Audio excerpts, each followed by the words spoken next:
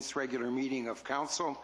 The City of Parksville recognizes the people of the Coast Salish Nations and their traditional territory upon which we gather with gratitude. Okay, let's start with the business and the fun part. Adoption of the minutes. We have 3 sets of minutes. Let's take them all at the same time.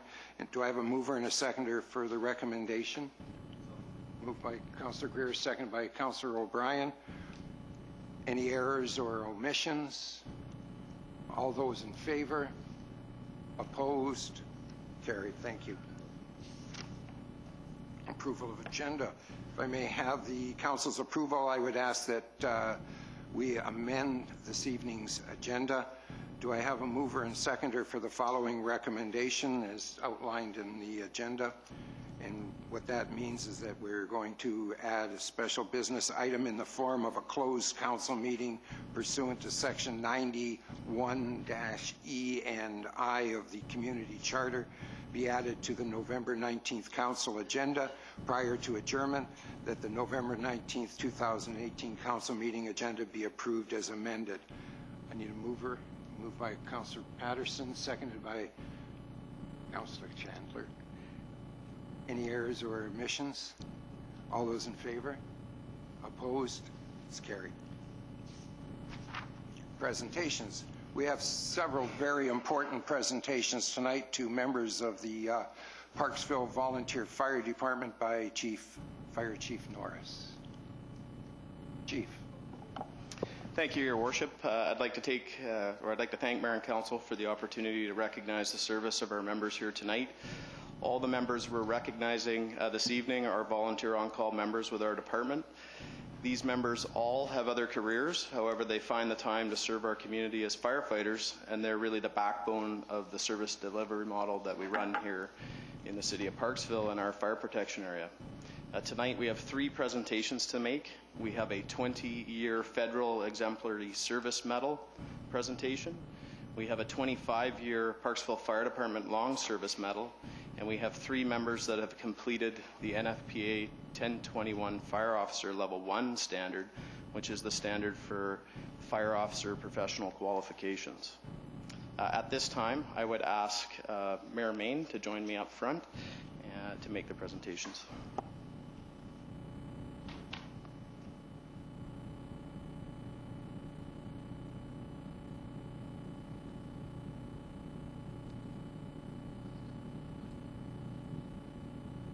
So if I could call up Lieutenant Daryl Britz.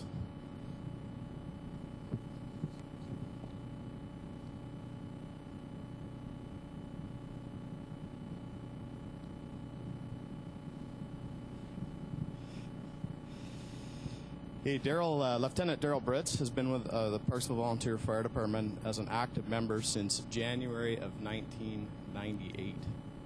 In 2009, Daryl was promoted to lieutenant, and he is Fire Officer 1 certified.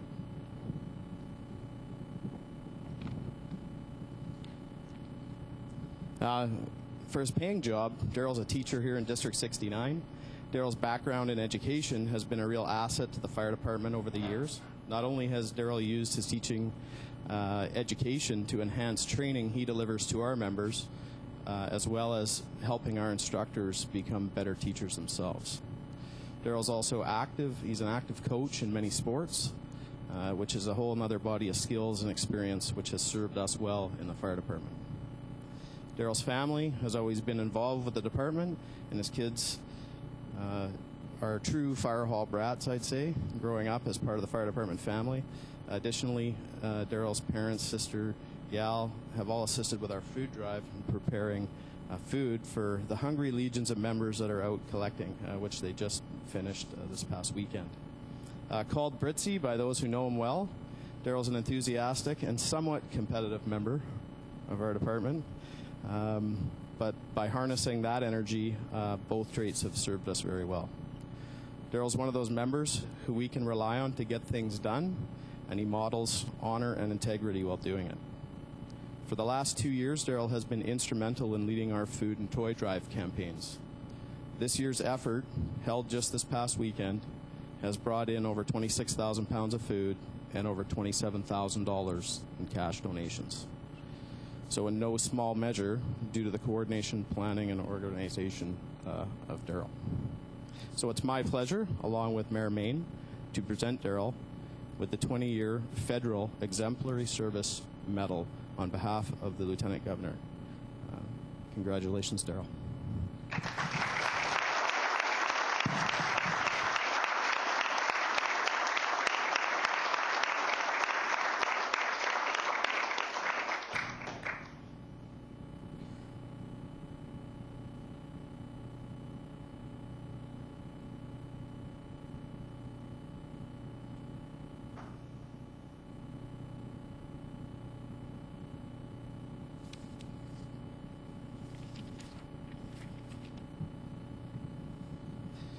Okay, for our second presentation, this is the 25-year Parksville Fire Department Long Service Medal.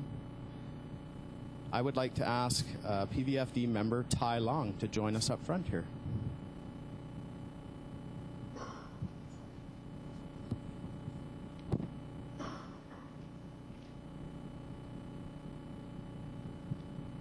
on up here, Tai.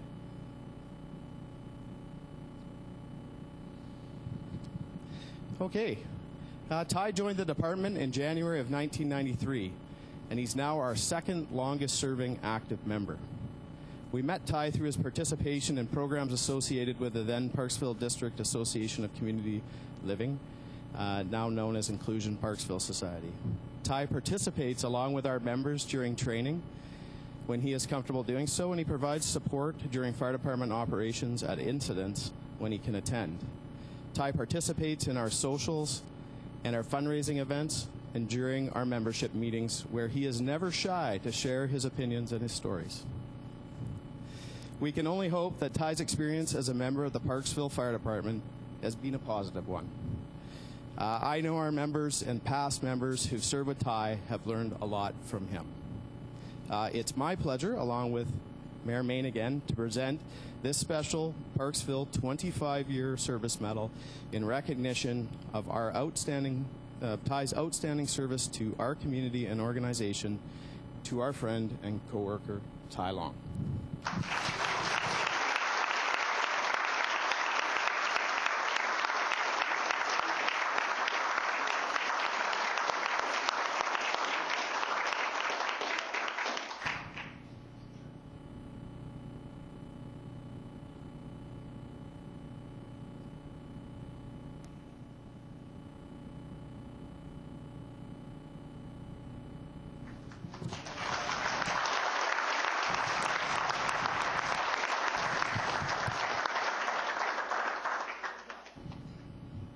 Okay, and for our last presentation, I would like to call up Lieutenants Chris Burgestad, Lieutenant Tom Zankita, and Senior Firefighter Marty Wickman.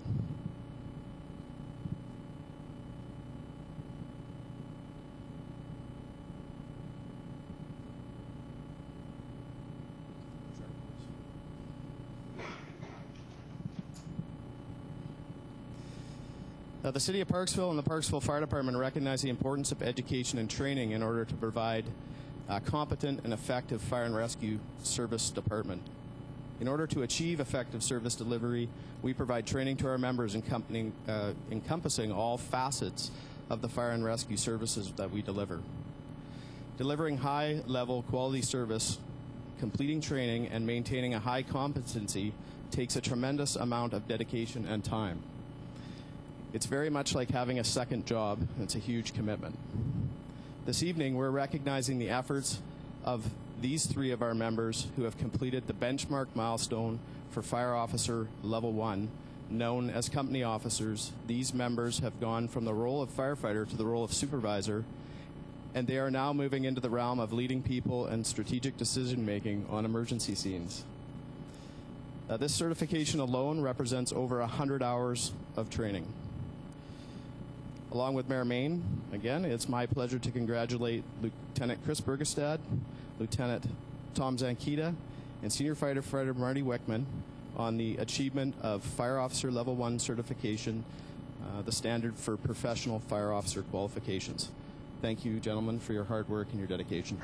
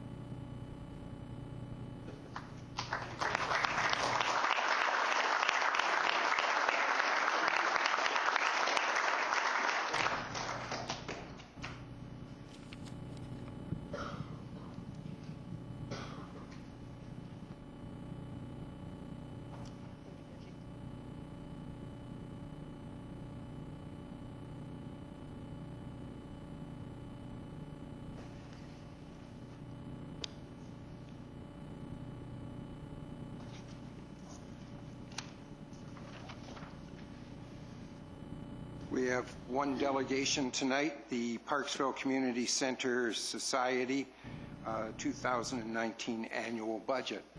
If you'd like to join us.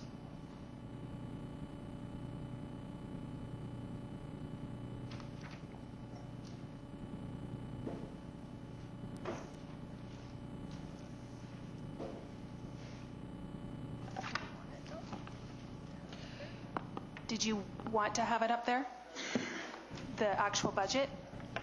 If you wish. It's your We don't call. necessarily have it. It's in your package. Okay. Okay. Hi, so my name is Lisa Payne. I am the treasurer for the Parksville Community Center Society. And with us today are other board members, President Holly Hepner, Secretary Irene Holland, Directors Lisa M. and Sue Hodges. And with us today is also Evelyn Parker. She's our bookkeeper, and we're happy also to introduce our interim executive director, Megan Pattison. Full-fledged. So I'd like to thank the new mayor and council for the opportunity to present the budget again for the Parksville Community Society. Any budget that has fixed and variable costs and fixed and variable revenue. The budget is a snapshot of anticipated revenue. However, in the last month, we have worked very hard to increase the potential revenue for the next year and for the next 5 years. As well, you will see in the package. So when I talk about that, what's really important is to reflect on the 5-year plan, not necessarily what we are anticipating for the budget for 2019.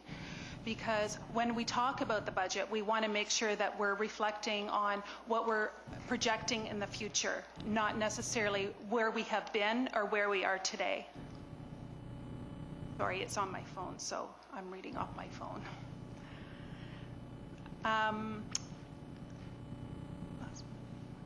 And over the next 5 years, you will see that.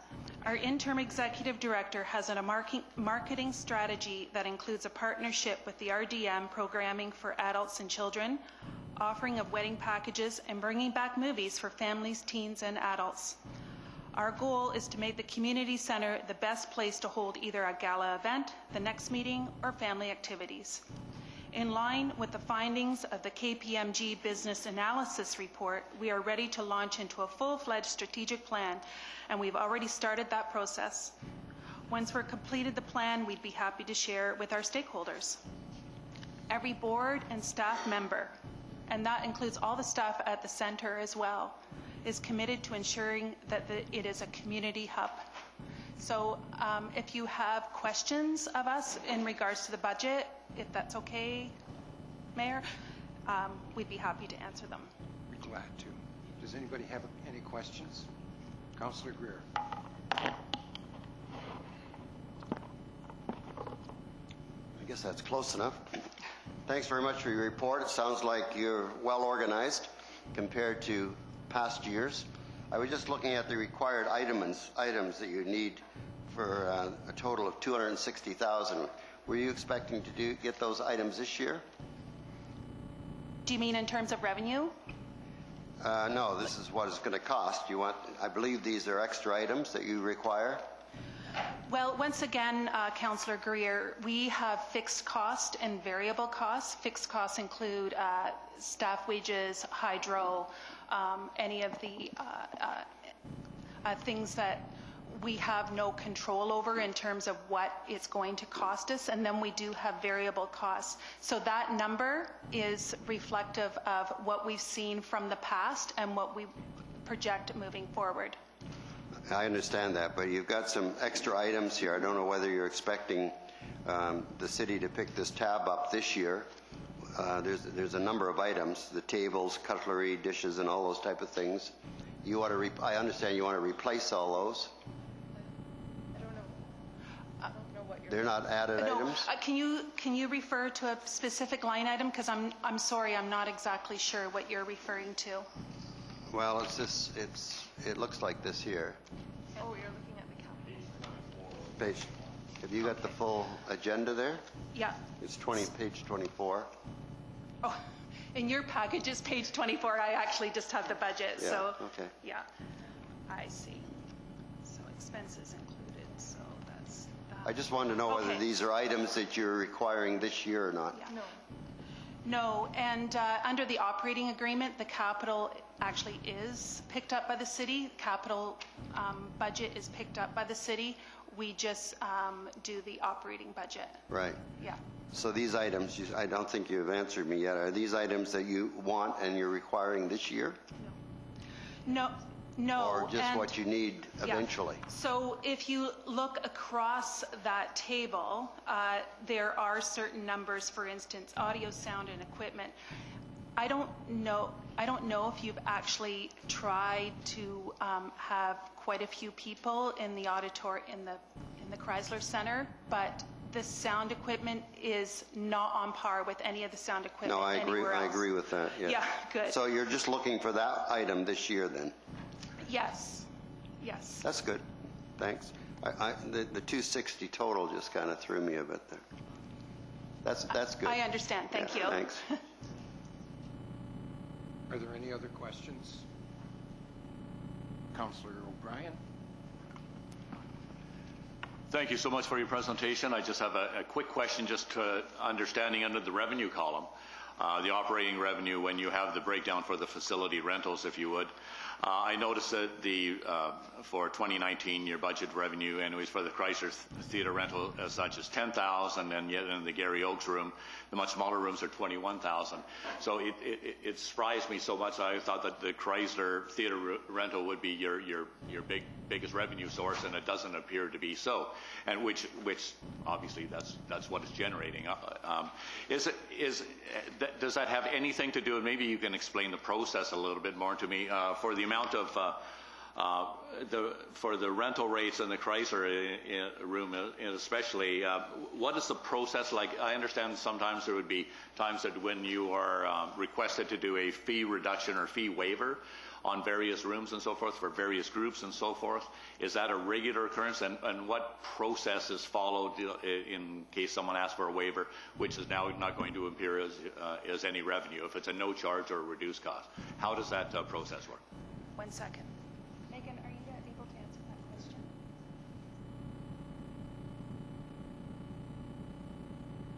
Okay. So we do have some nonprofit groups that do rent that, and then we do have, just recently, we had Forward House that rented the Chrysler room. Is that the question that you're asking? Yeah, well, the question is are they paying rack rate type of thing, or are they getting a fee or a no charge or a waiver of some sort? Yeah. When Forward House had their when they had their conference at the community center, yes, it was gratis. Promo. It was a promo. Thank you. I'm just looking for the right word. I understand gratis. Yeah. Yes. So that is the only one that you've had type of thing, like in this year?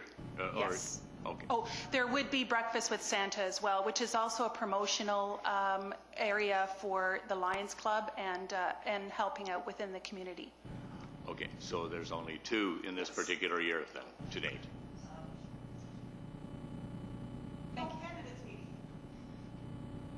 But there was a cost to the actual, the only thing in terms of the all candidates, that's a good point, thank you.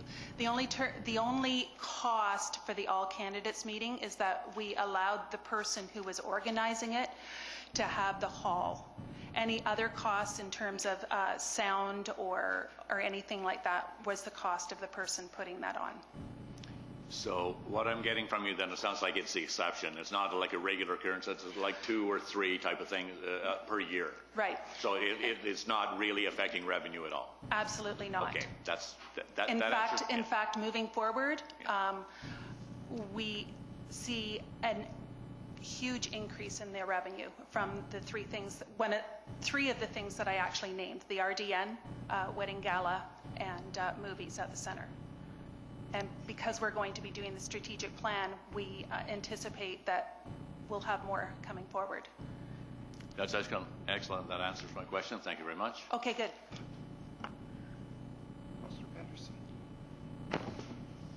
Thank you, and thank you for coming before the new council.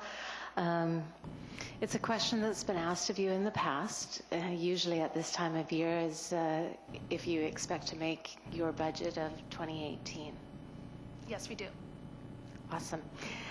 And I'm not sure, but will you be coming back before council in the new year with the review of the previous budget? Yes, we have 4 strategic planning meetings already set with the board and Evelyn and the interim director, executive director. Yeah. And once we have that complete, we would like to come forward as a delegation to present that. Thank you very much.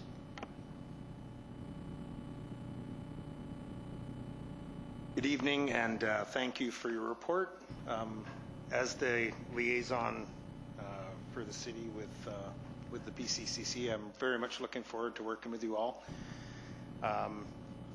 I guess one of the things would be is the planning for creating new events obviously is in full swing. I've seen more of the parking lot filled there a little more often than I normally see, so it's really nice to see, and I'm assuming that you've got a pretty aggressive plan for next year that would be getting out in there and finding some events.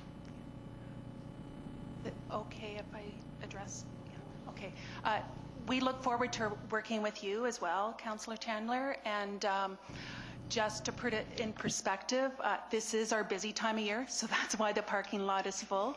However, our goal, and every single one of the board and Megan and Evelyn and the staff are looking forward to having that parking lot even more full.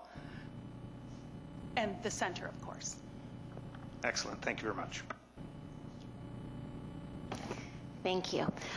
So I know it's not in your budget because this is a budget presentation, but because we have a nice, lovely, full audience, I'm wondering if you could share a little bit about one of your new projects, the trees. Yeah, here's your chance, Megan. Yeah. So this is Megan Pattison, and it was spearheaded by herself and our president, Holly Hepner. So here's Megan. Hello, so thank you for asking about the trees. So we just kind of decided to throw this together. This year we are going to be doing our very first, hopefully our first annual Festival of Trees at the Community Center. So I have been reaching out to local businesses and organizations in order to give them the opportunity to sponsor a Christmas tree. So we're collecting sponsorship fees in exchange for your business or organization to be able to decorate a tree and have it displayed in the center for the entire month of December. So that's just kind of an example of the things that we're going to be looking to do in the future, create more partnerships with our local businesses and hopefully have a whole bunch of mutually beneficial agreements like that where, you know, it's win-win for everybody. Pardon? Oh, Yes, so we also have a component of that where we are having boxes and we're collecting donations that we're going to be donating to the food bank. So it'll give the community a chance to come into the center and vote for their favorite tree with a non-perishable food item, and that way we'll give back in that way to the community as well.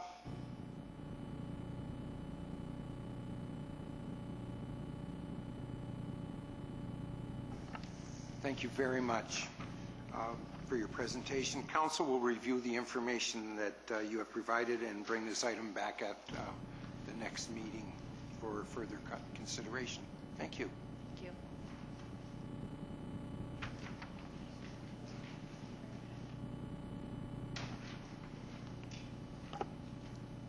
Okay, so we're going to do something a little bit different tonight. The next item on the agenda is Committee of the Whole, and if I had glasses on I could read, which is the type of meeting in which council members may engage in informal debate and preliminary considerations of matters.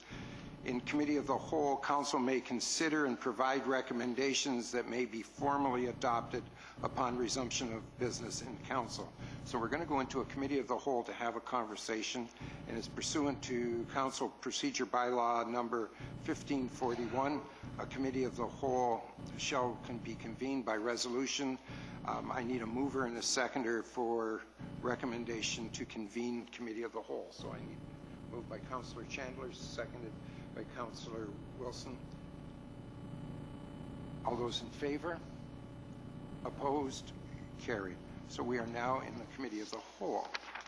And Mrs. Kaler, could you please give us the background on the issue regarding the staff report on the committee agenda, please? Yes, thank you, Mr. Mayor. There has been increasing public concern about social issues affecting the city, particularly with respect to the visibility of homelessness in public spaces throughout the city. The city has a parks and open space bylaw which regulates temporary shelters being used by individuals for overnight accommodation in public spaces. Municipalities are bound by case law decisions of the courts, and local government bylaws must be in compliance with the Canadian Charter of Rights and Freedoms and the legislation of senior governments. The staff report summarizes the state of recent case law and the operational response from city staff in dealing with complaints and public concerns about the complex social challenges affecting our community. Staff recommendations are to receive the report for information.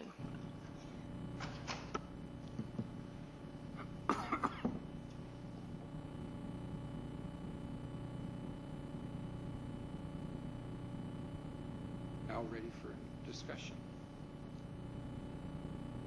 This has been something that's, when we were going through the elections, through the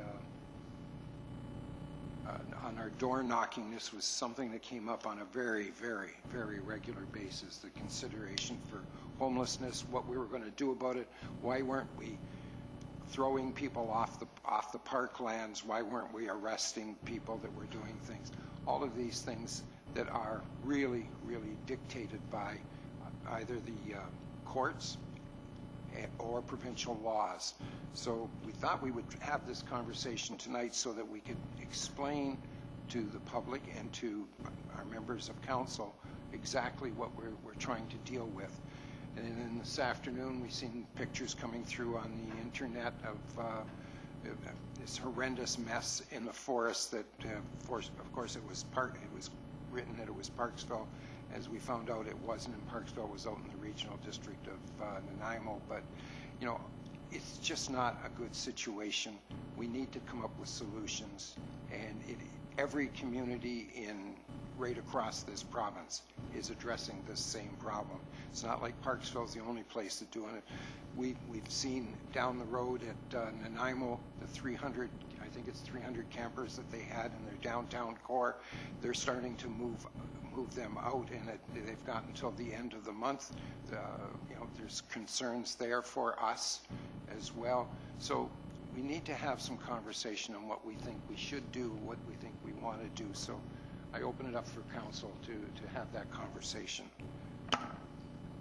Let's not be shy. Everybody wants to talk about it when we're sitting in the offices. So it's time for the public to hear what we think. So one of the things I've been hearing from the community is people questioning why the bylaw officers are not asking people who are staying in shelters overnight, why are they not cleaning up and removing all of their belongings as they're asked to in the bylaw? Maybe staff could tell us why the removal of their possessions is not happening. Yes, Your Worship. Through to Councillor Frass, we're not permitted by law to remove their possessions because that's in effect stealing somebody's, it's all they have in the world. If an item is abandoned and it is not, it's garbage or a personal possession, we have someone who is cleaning up the site at Jensen. We have been doing it twice a week. We are continuing with once a week. We are giving notice and posting signs so that those who are staying there know that this cleanup is going to happen and that they make sure that they have their possessions with them so that they don't get caught up in the garbage pickup. But we can't actually take people's possessions from them. So in the bylaw, it speaks to removal of their belongings. So if they leave and the belongings are there for a period of time where it becomes obvious that they're not coming back to get them, then they are removed with the cleanup. But if, for instance, they go across the street to the Salvation Army or someplace to use the washroom and come back, that's not considering abandoning their items. So in those cases, we won't be taking them from them.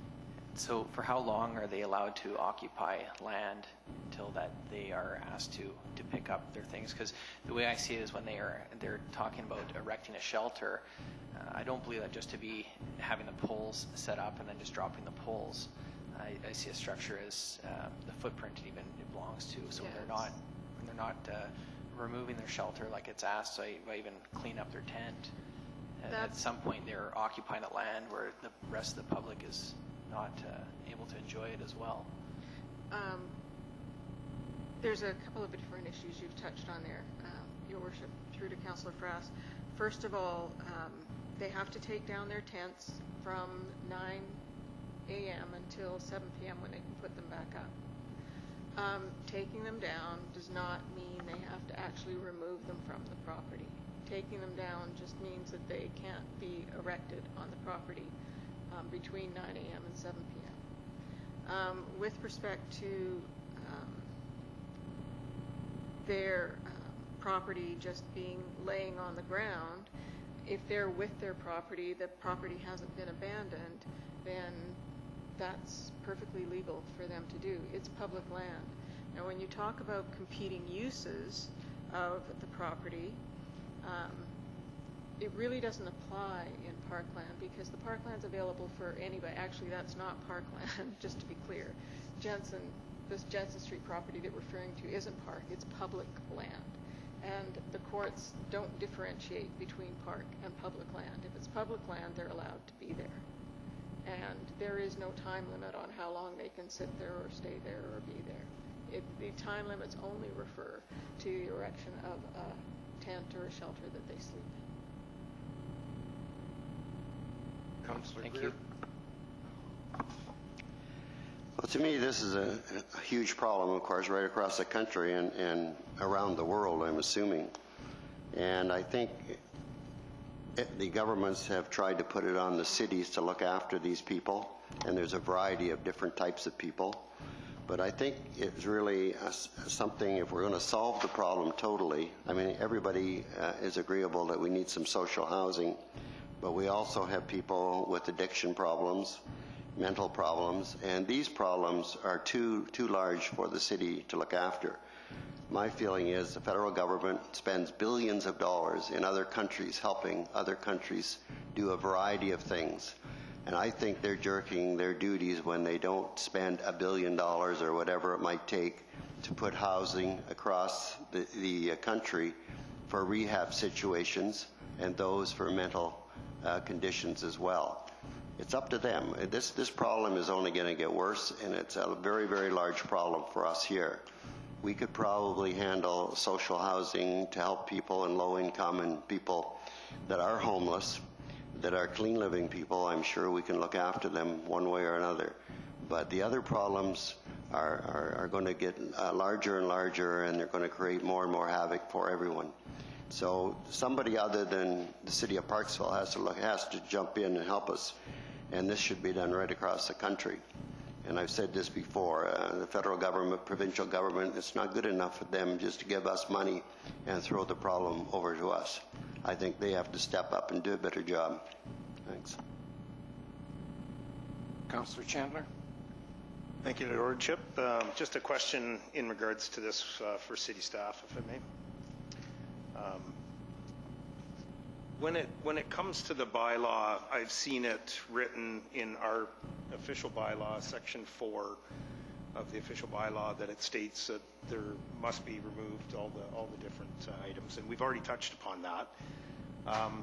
However, there's a reply in the letters that come to people, including myself, from a past letter that I had sent, asking specifically why the bylaw wasn't being upheld. And I guess the question being is, did we create this, or did somebody create this additional piece of the 24-hour written reply through the city, or was that a bylaw amendment? Because I don't believe it to be provincial law. Is that correct? Or I'm not sure what you're referring to, Your Worship. Should have Councillor Chandler about a letter. I'm not. Well, in a reply, I myself received a reply, and in that reply it stated that we were unable to remove those goods for a 24-hour period, and there was no, there wasn't going to be an issue whether the people were homeless or not homeless. So my question is, when was that decided, and who was that decided on by? Mrs. Kaler. Thank you, Mr. Mayor. If I may respond to Councillor Chandler. So I think what you're referring to is in a brochure that city staff put out. Operationally, we have been monitoring the situation daily over here at Jensen, but there's also been numerous other locations that were the subject of some concern over the last couple of years.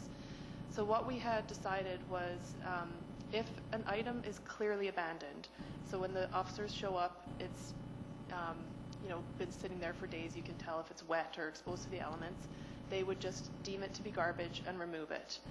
If somebody is with their items and they have not left public space, then we obviously don't take their items. And there have been a couple of occasions over at Jensen where folks need to leave to use the washroom, and we felt operationally that that was preferred than someone not leaving, obviously for health and safety reasons. However, we decided if something was clearly abandoned, we picked 24 hours because that's kind of, we felt a reasonable approach, that if you haven't come back or moved your items for 24 hours, obviously they don't mean the same to you as other items would.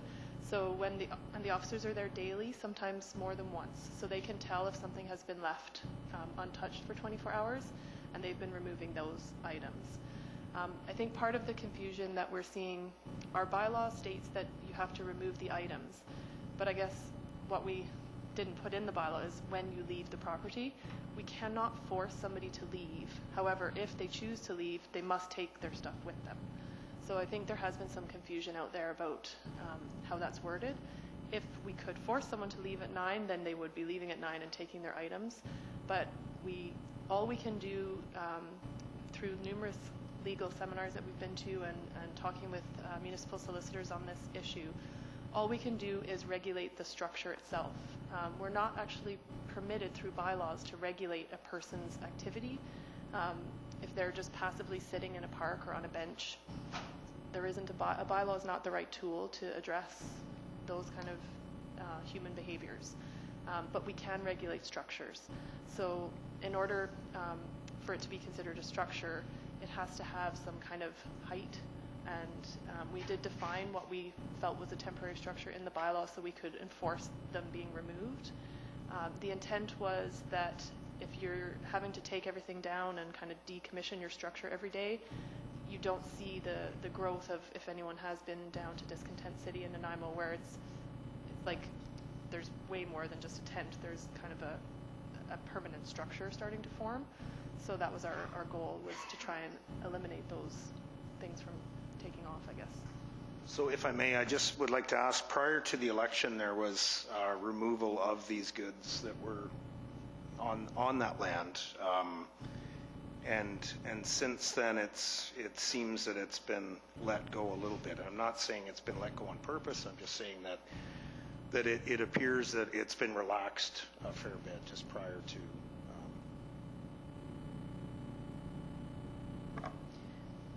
I'm not entirely sure what the situation was prior to the election, given that I've been away for a while. But Your Worship, through to Councillor Chandler, our bylaw officers have been on that site and dealing with this issue consistently for, well, at least 6 weeks, if not more, because we were also dealing with it in other areas during the summer months.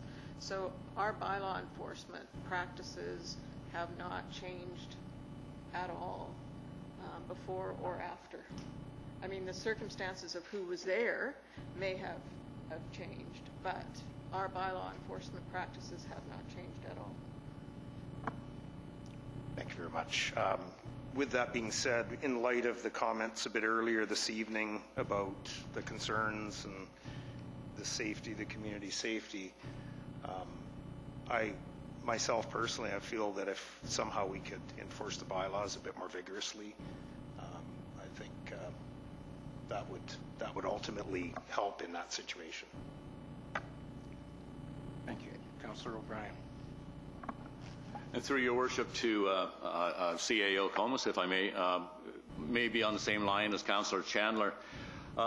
I copied on the bylaw, it's the Open Spaces Bylaw 1523, Section 4, whereby the shelter must be removed completely by 9 a.m. each morning and does not leave possessions, debris, litter, and other articles behind. And that's what the bylaw read, as I understand it. And that's how I feel that the bylaw should be enforced. If there's going to be a relaxation or an interpretation of that whereby they don't have to take away their litter and everything else, there's bicycle tires and there's stuff all along the side that's not even near their encampment, and that's been there for over a week. So the thing is that their other articles are still there. So in effect, these individuals are using this public land as a storage space for their stuff. And unlike what happens in a park, as was drawn out as to maybe, like have somebody having a picnic there, we're not going to go take their beach umbrella, and I'm kind of concur along with that. But at this particular time, I think what's happened is that the individuals in this particular site are taking advantage of the situation in a very big way. So it's not so much as like, why aren't we enforcing this, or why don't we put an amendment to this?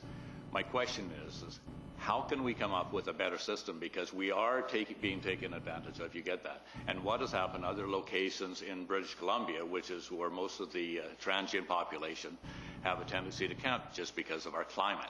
So the thing is that it's going to continue to get worse. And the thing is that by seeing these people here, the thing is that they've come here and they're taking advantage of a situation. As Kiva's mentioned, the generosity of saying, okay, you have to use public facilities for washrooms and so forth. I get that. I totally get that. But at the same time, they're leaving their articles there all day long, and they know that nobody's going to take it. And in fact, they may have one person standing there as a guard, so to speak. But at the same time, they're taking advantage. They're on public space and they have all this stuff on it. And so the thing is that what I'm looking now to staff is like, okay, let's look outside the box here. How are other jurisdictions dealing with this? Because there has to be a way so that this doesn't go on, because I fear some retribution from vigilantism anyways, because I've been walking by there with my daughter and I hear other people driving by and they're like screaming at these people, and it's not very nice and not pleasant. I think this is going to escalate. So as a safety, you're talking about health and safety.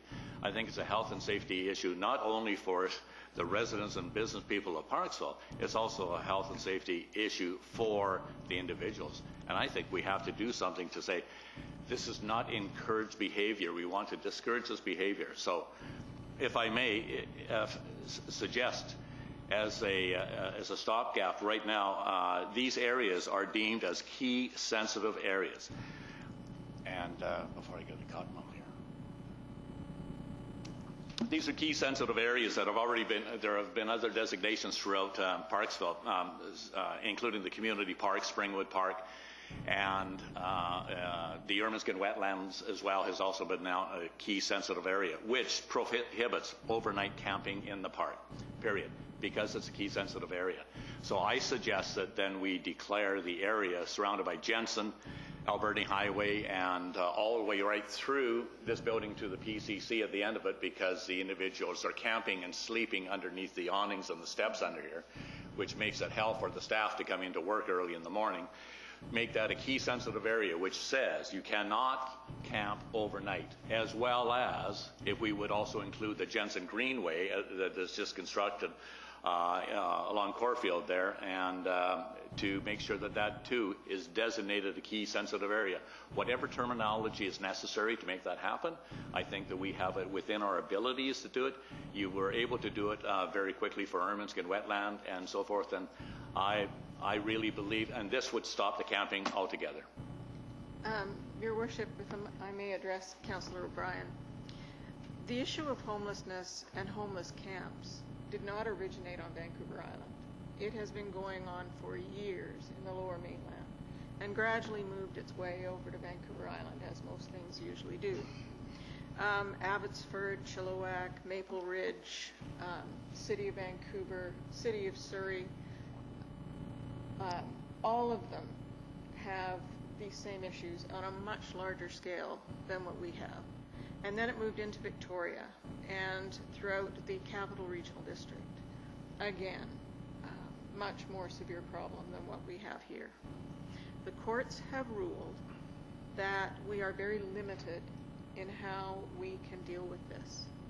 We were actually leading edge when we adopted our bylaw. A lot of municipalities have actually copied us, because when this started to show up on Vancouver Island, we were proactive, and we adopted, the Council of the Day adopted the bylaw where other municipalities hadn't. Now, we have the ability to declare certain areas as sensitive areas. We can't just declare any area sensitive. We have to have reasons for that. And the reason for declaring the community park to prohibit camping there was twofold. One is that it falls within the wildlife management areas designated by the provincial government. The other reason is that the courts have allowed for competing uses. The community park is referred to many times as the jewel of Parksville. It is our main tourist attraction in the summer months. We have lots of festivals and activities there, and it is an economic draw for our community. And so based on those reasons, we put that as a sensitive area in the bylaw. Springwood Park holds wells for the city's water. We have to maintain the safety and security of our water. It's potable water for the community. That's a health and safety risk nobody wants to see Walkerton, Ontario revisited here in Parksville. The Ermineskin wetlands, again, are a highly sensitive ecosystem that would be destroyed if we were to permit camping in that park. It is in the agricultural land reserve, and it is there for passive recreation only because of its ALR designation. None of those situations apply to the Jensen property, to the property in the downtown. The reality is that none of that has been tested in court. We have done it based on comments we have received, but if we were ever taken to court and that was challenged, I can't guarantee we would win. And quite frankly, I would be really concerned that if we expanded our sensitive area definitions throughout the community, that we would be in jeopardy of having the whole thing be challenged by activists or Pivot or any of the other legal societies that are on the side of people who are homeless. We are in a fine balancing act right now where we are doing our best to manage a situation where the courts are not on our side. The courts are on the side of those who are disenfranchised in our society. And they have proven it time and time again. City and Nanaimo went to get an injunction against a discontented city, and instead of an injunction, they were given orders to provide potable water, electricity, and portable washrooms for the residents there. And then when they went back a second time, the court order, they could dismantle the camp, but it's being done very slowly as other accommodations are being found for the residents.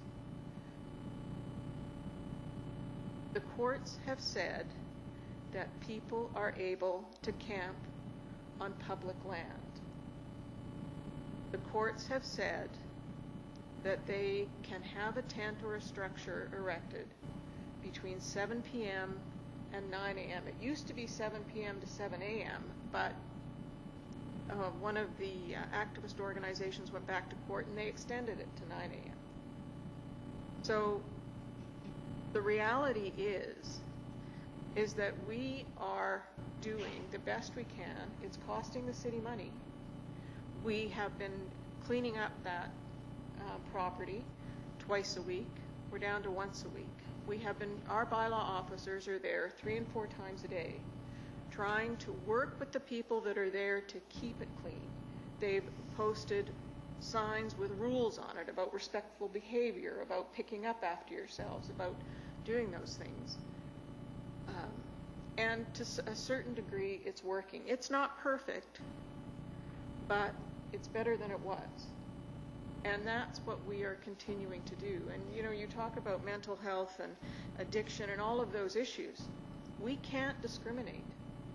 Under the the Charter of Rights and Freedoms, it doesn't matter whether someone is addicted, mentally ill, physically ill, or just homeless by choice. We cannot discriminate against anyone on any of those grounds, and we have to allow them the same rights and freedoms that everybody else has, and it makes it very difficult. Through your worship, I had no intention to even suggest that anyone would discriminate at all.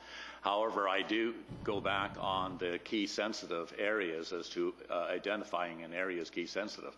So I have a bit of a problem thinking that we are protecting the environmental wildlife and so forth in the Ermiscan wetlands. I think it's a wonderful thing that we're doing that.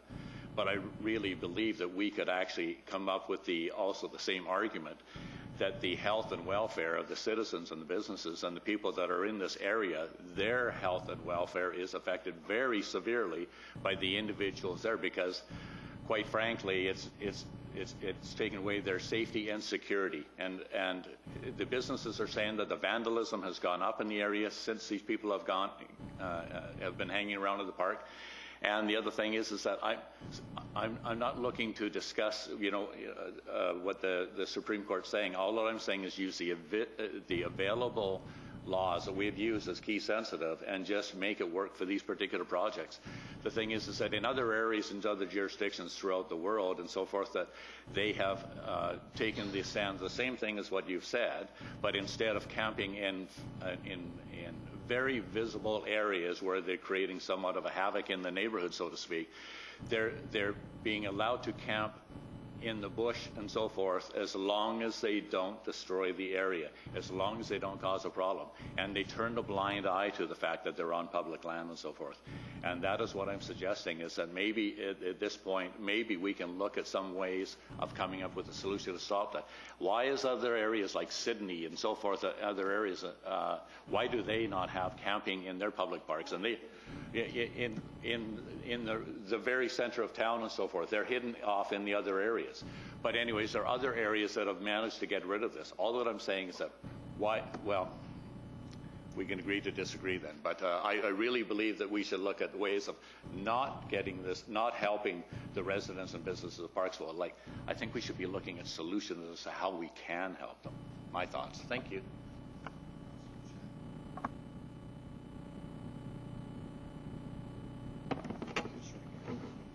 Thank you, Your Worship. I'm going to pose a couple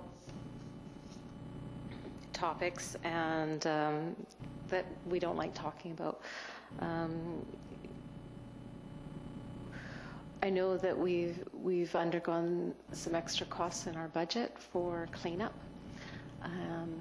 So my question per se is hazardous waste and feces and other aspects that are on public land.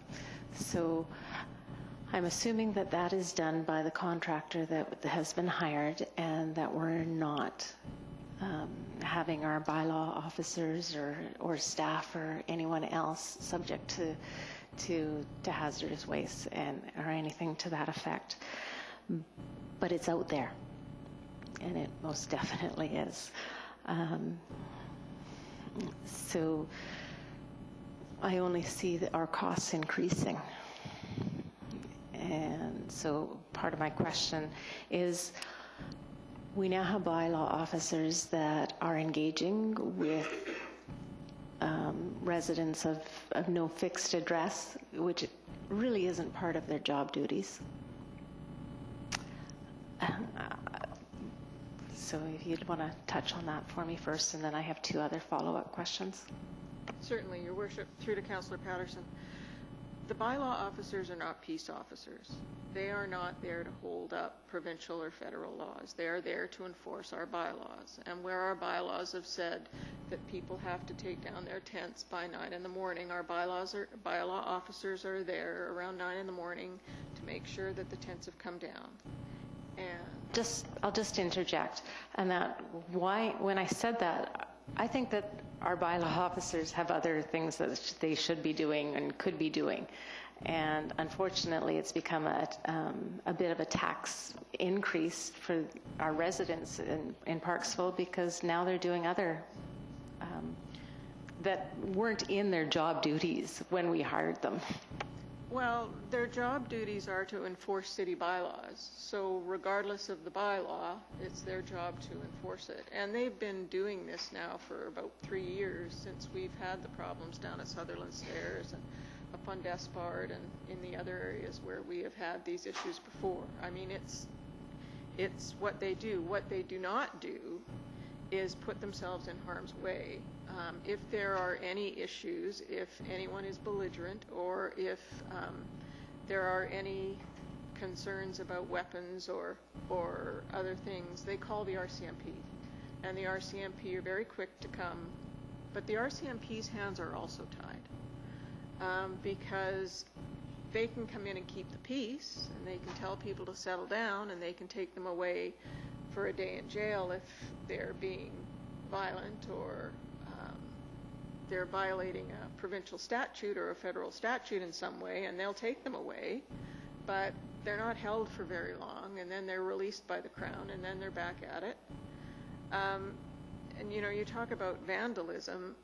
It's very difficult to be able to apprehend somebody for vandalism, because you pretty much have to catch them in the act. And you know, the RCMP, like bylaw, like everybody else, have only a certain number of members, and they have more files now than they've ever had for decades in this city. And so it is definitely a problem, and it's an ongoing problem, and we're trying to deal with it as best that we can. Okay, one more comment, and then we're going to bring it to a conclusion. I've got some comments that I wish to make, and then we'll go on from there back to our regular meeting. So, Councillor Chandler, you get second last say. Thank you, Your Worship, and a question again for CAO Comas, please. I guess the question would be is, as far as the dollars spent on the hazmat cleanup from the particular contractor,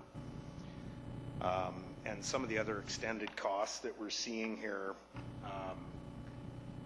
I guess my main concern is if we were to be able to uphold the bylaw and have the people removed from there on a daily basis, that would pretty much eliminate those costs is what my expectation would be. The problem is that we have no legal grounds to remove them from the site on a daily basis. It's public land, and anybody is free to be on that land. What they are not free to do is to have their tents with them. But they are free to have their possessions with them, and they are free to be on that land 24 hours a day if they choose. There is nothing in law that would prevent that. Thank you. I guess I'm just falling back on the bylaw, though the bylaw clearly states the removal of all goods and garbage and whatnot at 9 o'clock, and that was happening.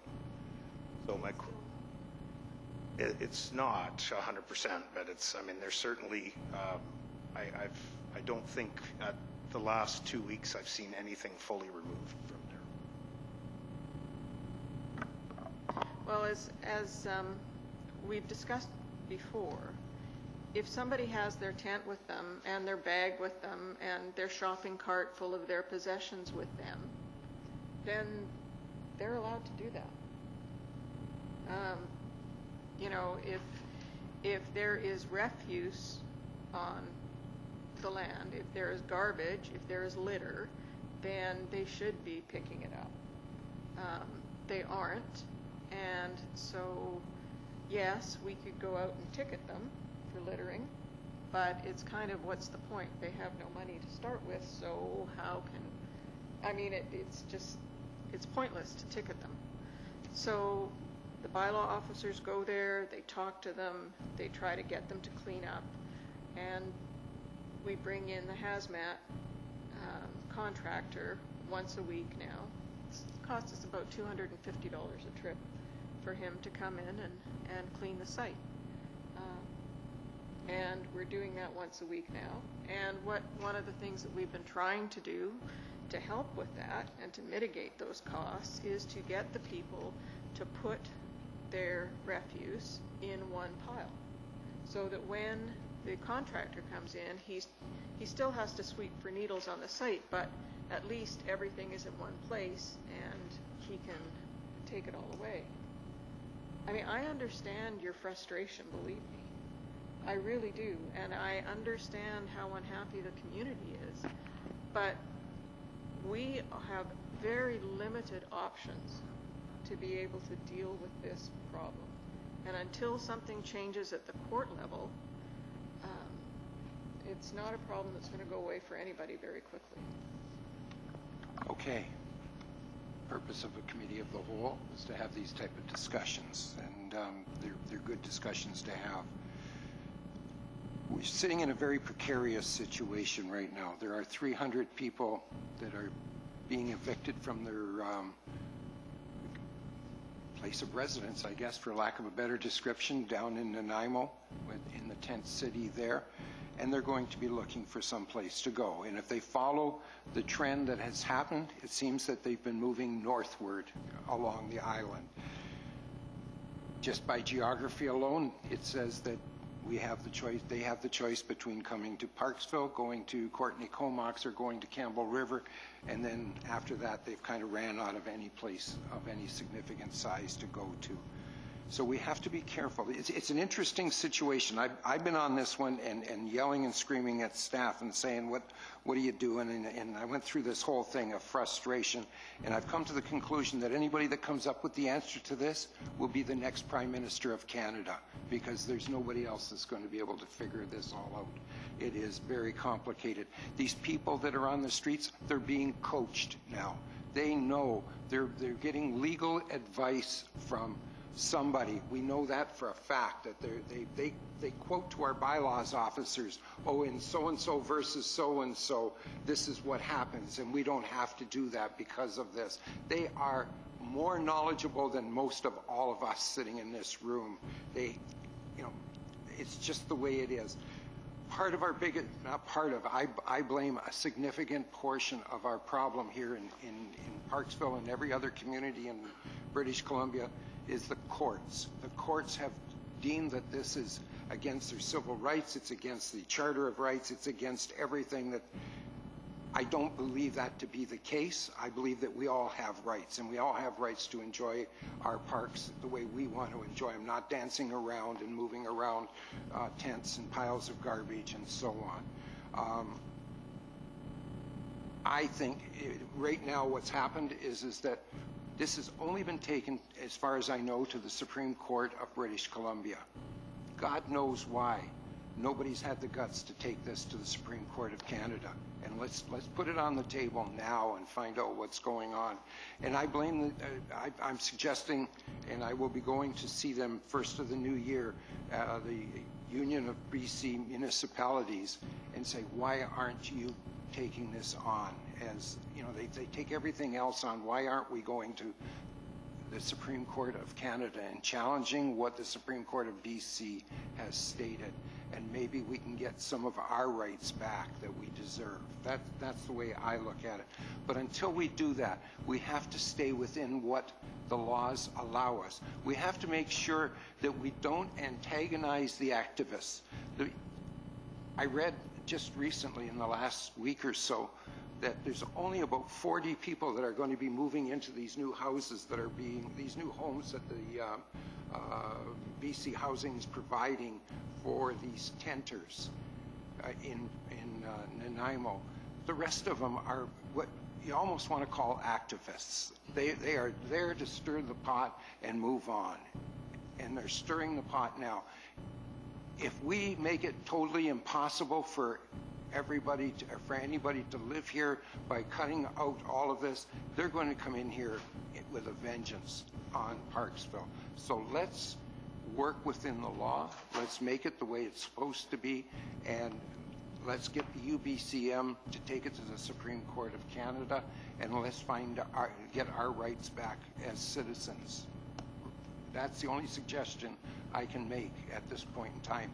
Other than that, there is no answer that I can see that makes any sense at all. So, having said that, I need a mover and a seconder for the recommendation that the Committee of the Whole rise and report to Open Council on the matters considered, and that the Committee of the Whole meeting be adjourned. I need somebody to move that, and second. Moved by Councillor Patterson, second by Councillor Greer. Thank you. All in favor? Opposed? It's carried. Thank you. Interesting conversation, by the way. Poke me if I don't see you.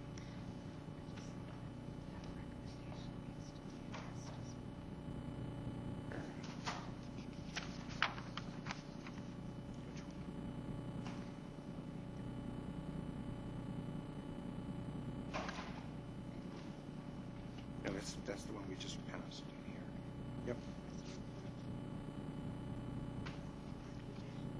No, there's no recommendation. There was no recommendation. All right. Correspondence. We have one piece of correspondence tonight, and it's from the Regional District of Nanaimo on the Regional Growth Bylaw, or Strategy Bylaw number 1615, a notice of amendment. And the recommendation, I need a mover and a seconder for the recommendation. Moved by Councillor Fraz and seconded by Councillor O'Brien. Any discussion? All those in favor? Opposed? Carried. Oh, this is a good one. Remember, we have a report. Mrs. Kaler, would you please give us a background on the issue regarding 2018 general local election results? Thank you, Mr. Mayor. Provincial legislation requires the Chief Election Officer to submit a report to Council detailing the election results, and this must happen within 30 days of the official declaration. This report provides the details of the 2018 general election, including the number of votes received by each candidate and the estimated voter turnout, which in this election, I'm pleased to say, was over 43%, which is a record for this community. For reference, the turnout was about 35% in the previous general election, and the recommendation is to receive the report. I need a mover and a seconder for the recommendation. Councillor Wilson and Councillor Fraz. Seconded. Any discussion? All those in favor? Opposed? It's carried. Thank you. Reports. Mrs. Keller, would you please give us the background on this issue regarding unsightly property at 352 Banks Avenue East? Thank you, Mr. Mayor. This report seeks direction from Council on whether Council supports declaring this property as an unsightly property, which would permit staff to work with the owner or continue to work with the owner, and if the property is not brought into compliance with the property maintenance bylaw within a 10-day period, staff would be able to pursue a contractor to do the works, and then the costs of that are applied to the property owner's taxes. I would just like to let Council know that today the senior bylaw compliance officer and bylaw officer who's been working with the property owner attended the property at around 11:30. They did conduct a progress inspection. Some additional photographs were taken, which I can pass around to Council. The opinion of both bylaw officers is that the property is still not in compliance. Both bylaw officers did note that some progress has been made. However, they believe that the property is still within the definition of an unsightly premises, and they are seeking some direction from Council whether or not Council is supportive of deeming the property as an unsightly property. And recommendations are per the staff report. Okay. If the property owner or their designated representative is in the gallery this evening and wishes to address Council regarding this matter, please come to the microphone and state your name and civic address for the record at this time.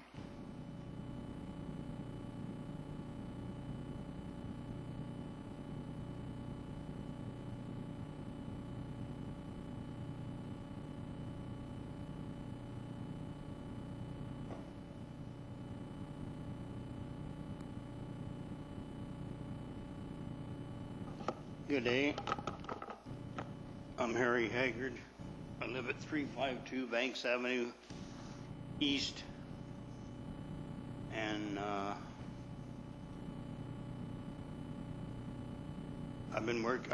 brought my attention in May about the unsightliness, and I've been working since then. I didn't work much in the summer because it was too hot, but since then it's got cooler, and I've done a fair amount of work. I'm a little discouraged that I didn't get more of a, don't want a compliment, but I've got I don't know if I was looking at the book here, they have the black and white pictures, but I've since taken color pictures of before and after, and I don't know if you're privy to this, but I'll pass it around if so. There's before and after in black and white, and then in color is what's been done, which, as you can see, is a fair amount. I'm a little embarrassed because I'm a landscape architect, and I just got too busy with other things and let things get out of hand, but now I'm bringing it within compliance, which it'll be done forthwith within the 10 days, and should be no problem. Should I pass this around? Actually, we have pictures that are going around that were taken today, I believe. Yeah, well, that's fine. I just wanted to show you, though, if I may, please present it to somebody.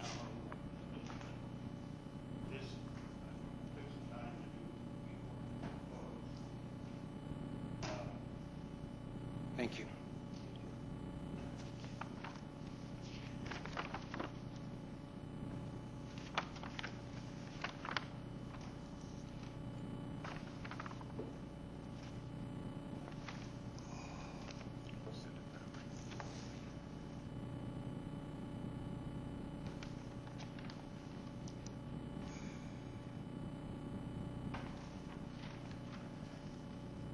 Do you have anything else that you would like to add? Sir, I'm sorry. Do you have anything else you'd like to add? Not really, just that I've been working with my family to bring it up to snuff, and I think the proof's in the pudding, and I'll keep working at it till it's all done. Thank you. Yep, thank you. All right, thank you very much. Thank you. Your pictures are coming this way, so.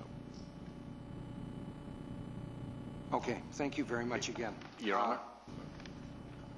May I have a question? We've got to put a motion on Oh, the okay, floor sorry. first. Okay. Do I have a mover and seconder for the recommendation?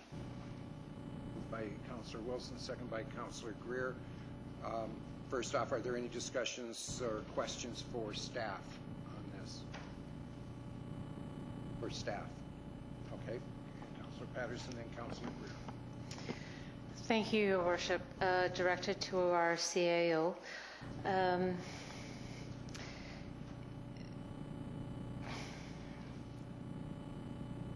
In regards to the property, bylaw has spent a bit of time on this property, and it's not the first or the second or even the third time that they've been to the residence. Is that correct? Because this started back in before June. Yeah, it started back in May, Your Worship. So if we were to give the property owner 10 days, and if they did not comply in that time period, because that was from the last notice, I believe, wasn't it? Yes, that would be the effect of adopting this recommendation, is that if the owner did not bring the property into compliance in time, then the city would hire a contractor to go in and clean it up, and then the property owner would be responsible for the bill, or it would go on their property taxes if it remains unpaid at the end of the year. Councillor Greer. Just a quick comment. I think I brought this to the attention of council probably 6 years ago, so this is not new. And this problem has been going on and on, so I think his chances are finished. I think he's either got to do a job or else we'll do it for him. Thanks. Okay. Discussion now. Go ahead, Councillor O'Brien. If I can just comment, if the, so as it is in front of us here, if the landowner does not, just to be clear, if the landowner does not clear up the property to the satisfaction of the bylaw officers in 10 days, then it will automatically go to the cleanup contractor then. So we don't have to do anything further. There's no further warnings. There's nothing else. And that's strictly the bylaw making a call. Thank you.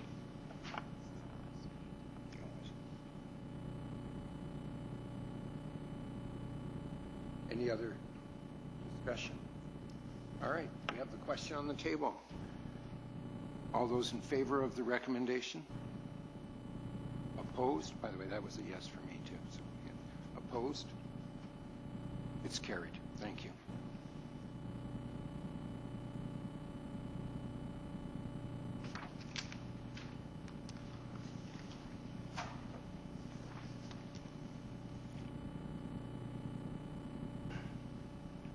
It's your lucky night tonight, isn't it, Mrs. Kaler? Would you please give us the background on the next issue? Yes, thank you, Mr. Mayor. This report provides background information on decisions that, or direction that staff was given in September with respect to the formation of a regulatory regime for recreational cannabis. On tonight's agenda, Council is being asked to give consideration to the zoning bylaw amendments. There's a summary of the various regulatory elements in the staff report, and Council can expect to see the business license amendments and various other offense notice and procedure amendments on the next agenda of December 3rd. There's a slightly different public process for zoning bylaws as compared to those other bylaws, so we thought we would take them one at a time just so that Council can give them due consideration. One item that is kind of hanging over from the previous Council On September 24th, staff was asked to look into, or was given direction to enact a public ban on cannabis vaping and smoking in all public places, including streets, sidewalks, parks, and other things. At that time, staff wanted to make sure that we have the authority to do that, and so I've since contacted the province, and it has been confirmed that while our authority has not been amended by the cannabis regulations, so we do have the authority to enact a ban. Staff previously discussed the challenges with respect to enforcement, and so tonight I'm asking council to provide some further direction to staff on that one element. We have not prepared a bylaw for the public ban at this point. We have moved forward with all of the other items, and we're just seeking some further direction from council on that one item, and all of the other recommendations are essentially to receive the report, and unless council has any concerns with the progress of the items summarized in the report, we will continue with the statutory process for those items. I believe we need a motion.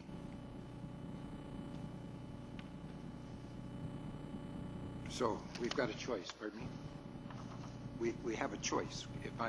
Correct me if I'm wrong. One is to take the first part of what's been passed around to us that says that bus shelters, community parks, boardwalks, city hall property, and others, or the council defer to provincial regulations pertaining to outdoor smoking and vaping of recreational cannabis, and direct staff not to pursue a municipal bylaw on this item. So we're saying live with the province's rules. Is that what I'm hearing? Yes, that is correct, Mr. Mayor, but also we would need a motion just to receive the report as well. Okay, well, so I need a motion to receive the report. First off, let's do that. Councillor Greer, you're making that motion, seconded by Councillor Frass. All right. All in favor? Opposed? Discussion? I guess it doesn't matter. We voted. All right. That's good. Now we can bring in that second part. So it comes down to the discussion. Do we want to make our own rules, or do we want to just live with the rules of the province? Is really what this is coming down to. Am I reading all of this correctly? You have to bear with us, folks. This is our first time through this kind of stuff, so we're just going through it. So. Thank you, Mr. Mayor. Yeah. That is correct. The province has enacted legislation that bans vaping and smoking of cannabis in parks, so that would apply to our parks. The reason, I guess, why the province has said that they've not banned it more broadly is that there is really nowhere else for somebody to use a legal product apart from the public streets if they live in a strata or a rented accommodation where the landlord wouldn't permit them to smoke on their residential property. So when we had this direction, we were either looking for direction from council on where to prioritize the enforcement, given the limited resources that we have to enforce this. In previous discussions, we have felt, I guess, at the staff level that this is provincial jurisdiction, smoking in general. There are rules that don't permit smoking of any kind, whether it's tobacco or cannabis, at bus shelters, within certain distances of public buildings, within workplaces, public schools. So the provincial legislation is quite comprehensive, and the RCMP are granted authority to issue tickets and police that element. If the city were to enact a ban, then that would be sort of downloaded or deferred to us at the city level, I believe. Thank you. So we need somebody to make the motion for either or, whoever steps up first gets to make the motion. Okay. Push your button. There you go. I'll make a motion that we follow provincial and federal rules. So the second part of the discussion, or the second part down here, on this part here. Yes. Okay. We've got it. All right. Do I have a seconder for that? Councillor O'Brien? Any questions for staff? Yes. Thank you. Directed through our CAO. So with the provincial regulations pertaining to outdoor smoking or vaping, that it's primarily parks and it's still away from school, and so. And a distance from the doors to a public building. Just like smoking and everything as well. Restaurants are covered. So when we vote on this in just a few moments, and that, is it possible to have part of this go out in our information and education pieces to the community, because each community is going to be voting, and I would assume that some communities may choose to enforce differently than in Parksville. No, we will certainly educate the public on it and put it in the city's news page and on the website. Thank you. Okay, discussion. Councillor Price. This is directed to staff here through Your Worship. When we talk about smoking cannabis, it seems like the conversation is mostly, is closest tied to smoking cigarettes, whereas being under the influence of cannabis, I understand as being closer to being like alcohol, where you're under the influence. So when you say that if we don't allow it in public, then and it's a legal substance, we're providing no space for it to be consumed. For alcohol, we have bars that you go to consume alcohol. You don't have them out in public spaces. Is there anything limiting businesses from coming forward and asking to open up cafes where they could then smoke in the cafe? Your Worship, through to Councillor Frass, smoking lounges are not permitted by the provincial government. They haven't enacted legislation to allow that. Whether they do down the road is another story, but right now, no, there is nothing that a business can do in that regard. Thank you. Any other discussion? All right, then let's call the question. All those in favor? Opposed? Carried. Oh, you're not off the hook yet. We've got another one here for you. Mrs. Keeler, give us a background on the next one. Oh. Pardon me? Oh, sorry. Yep, you're right. I'm one page behind. My apologies. To Figueroa. If I may, Your Worship, before Council is a report entitled Stanhope Road Bike Lanes, dated November 15th, 2018. This report is to address Resolution 17-355, which was for staff to report back on a request by the President of Wembley Place, which is an adjacent development on the south side of Stanhope, to remove the bicycle lane on the south side of Stanhope Road between Pym Street and Highway 19A.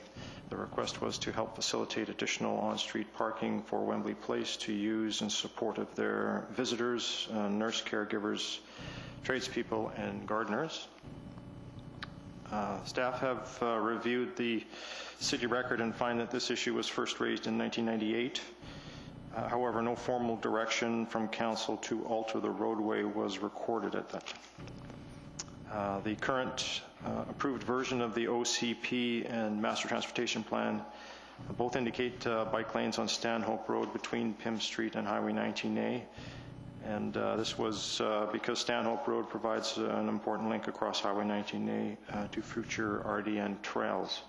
So basically, the support for having it on Stanhope was that it's nearly a kilometer in either direction before the bike network has a safe crossing across the highway to the west side of the highway over towards Wembley Mall. So the recommendations are as per the report.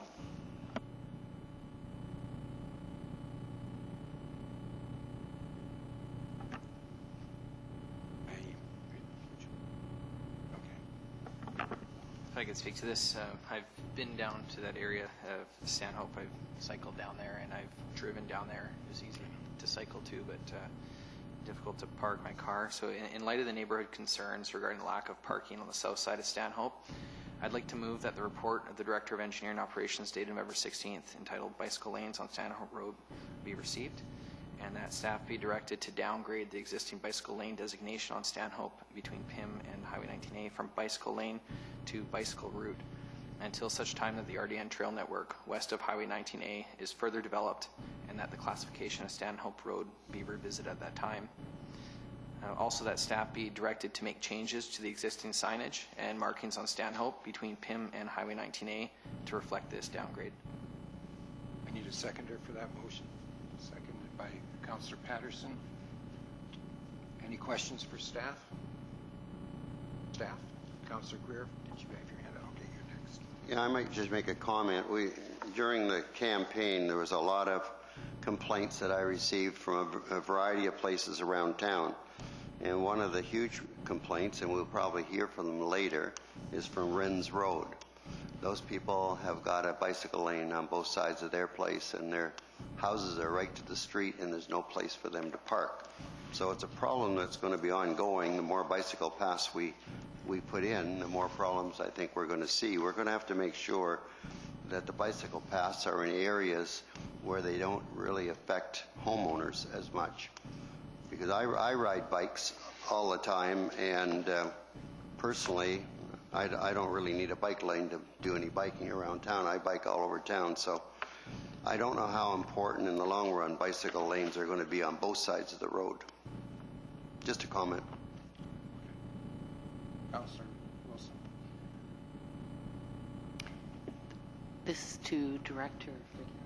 Just want to make sure that it's probably pretty obvious, but then there will be parking allowed on the side. Is that what this is about? If I may, Your Worship, yes. If going along the lines of the motion, if the motion was passed, then we would look at doing the appropriate signage to, in the very least, allow parking on the south side of Stanhope. Councillor O'Brien. Through Your Worship, I believe it would be Vaughn Figuera, Director of Engineering. This little conversation has brought us to the fact that maybe there may be time for a reconsideration of our transportation policy as such, and because it's come up in very much so during the election campaign in between people on Temple Road, Rennes, even on Corfield, the new Corfield upgrade that happened on there. There's a lot of unhappy people on it. So I'm just thinking that maybe we need a revision and so forth. I'm just wondering could we maybe have a look at revising that and what would be the process to maybe just have another look at maybe doing some tweaks or some adjustments to that transportation policy. If I may, Your Worship, through to Councillor O'Brien. It sounds like it's if it's a rethink kind of. Am I correct? I don't want to put any words in your mouth, but kind of a rethink of the current transportation network and when regarding bicycles and how that was done is a bit of a. If it's at that level, transportation plans are generally done. They should be probably looked at every 5 years or so. This was 2016 when this was adopted. My recommendation would be to, if we're talking about major changes to the transportation plan, my recommendation would be to wait until the master transportation plan gets reviewed again. So it's it would allow the same sort of level of input. If you're talking about major changes to the transportation plan, that would be my recommendation. Yes, Your Worship, through to Mr. Figuera. Yes, it would be just like that, but my only consideration would be it would not have to be a major revision to it. It would only be that before bicycle lanes are implemented, that there is some input to the affected neighborhood at the time, just a clause in there to advise that if this is going to be a major imposition to an affected neighborhood or they have suggestions and so forth, that we don't just automatically throw a bicycle lane every time we do a street upgrade, like we're proposing numerous capital projects, that there is some consideration to the neighborhood that it's affecting? If I may, Your Worship, as staff, when it comes to creating a plan, often some links are definitely it's a transportation network, and in a network, if you start eliminating sort of key parts of the network, it really starts affecting the other parts. So what we tried to do in terms of the master transportation plan process is to put it out there to the public. In this case, we had a number of public processes, one of which we got upwards of 600 people there. And the theme of the Master Transportation Plan 2016 was alternative modes of transportation, and that's kind of when we hope to get people coming out, and we did get a fair bit of people coming out to that one, to comment on the plan as a whole, and hopefully give us some feedback on the links and that front their properties. And that's one of the major ways that we get input from the public, and in trying to firm up our network to take some of these some of the critical links out after the fact. Really, it has a negative effect on the overall network, because what our consultant does when they create a network is to actually model a number of trips that go through that network. So taking a link out would really change the model. So certainly we can, when it's coming up in our capital plan, to actually rebuild the roads, which is when we would generally put the bike lane in, or if a developer develops a road and the frontage improvements include a bike lane. At that point, there are public processes that let the affected property owners know what's going on. But from my perspective, you have to be able to look at a network and approve a network, model a network as a public process, and to come at it afterwards and start eliminating bits and pieces of that network, it makes it really difficult to have an effective network. Thank you for that, Mr. Figueroa. I would have to restudy the entire network as you speak of, the bicycle path network, and actually understand the whole network as you're proposing, and before I can comment any further. Thank you for your help. The issue at hand, which is Stanhope at this point in time. Your Worship, just for Council's information, when we undertake master plans like the Transportation Master Plan, Community Park Master Plans, those master plans are a very intensive, time-consuming, major work project. And so, it took probably 2 years to really refine the Transportation Master Plan to get it to the point where it was adopted by Council, and involved a lot of public consultation. So they aren't policies, they're master plans, and they're a different animal, and they're very, the process is expensive and intensive and time-consuming when we create those. And there seems to be a common misconception about why we have 2 bike lanes on a street when we have bike lanes. So bikes are required to travel with vehicle traffic and to follow the rules of the road as any other vehicle does on the road. So like we have 2 lanes for cars, because we have them going one in one direction and one in the other, we have 2 lanes for bikes to go in one direction and then in the other direction. Now, in order to be able to use one bike lane in both directions requires a much wider bike lane than what a single bike lane and often takes, and oftentimes we don't have the real estate to be able to do that, to make one bike lane that's wide enough that could accommodate 2 directions of traffic. So that's one of the reasons why. And if we provided only one bike lane on a street and it wasn't wide enough to accommodate traffic in 2 directions, if there is an accident and a cyclist is injured, we could be liable for that, because we have not provided a standardized bike lane for those cyclists. So there are valid reasons why, when we create bike lanes, that we have 2, and we have them one on each side of the street. So So I just thought that it would be helpful for council to understand that. Does it pertain to Stanhope? All right. I'm going to call the question now on Stanhope. All right. All those in favor? Opposed? It's carried. Thank you.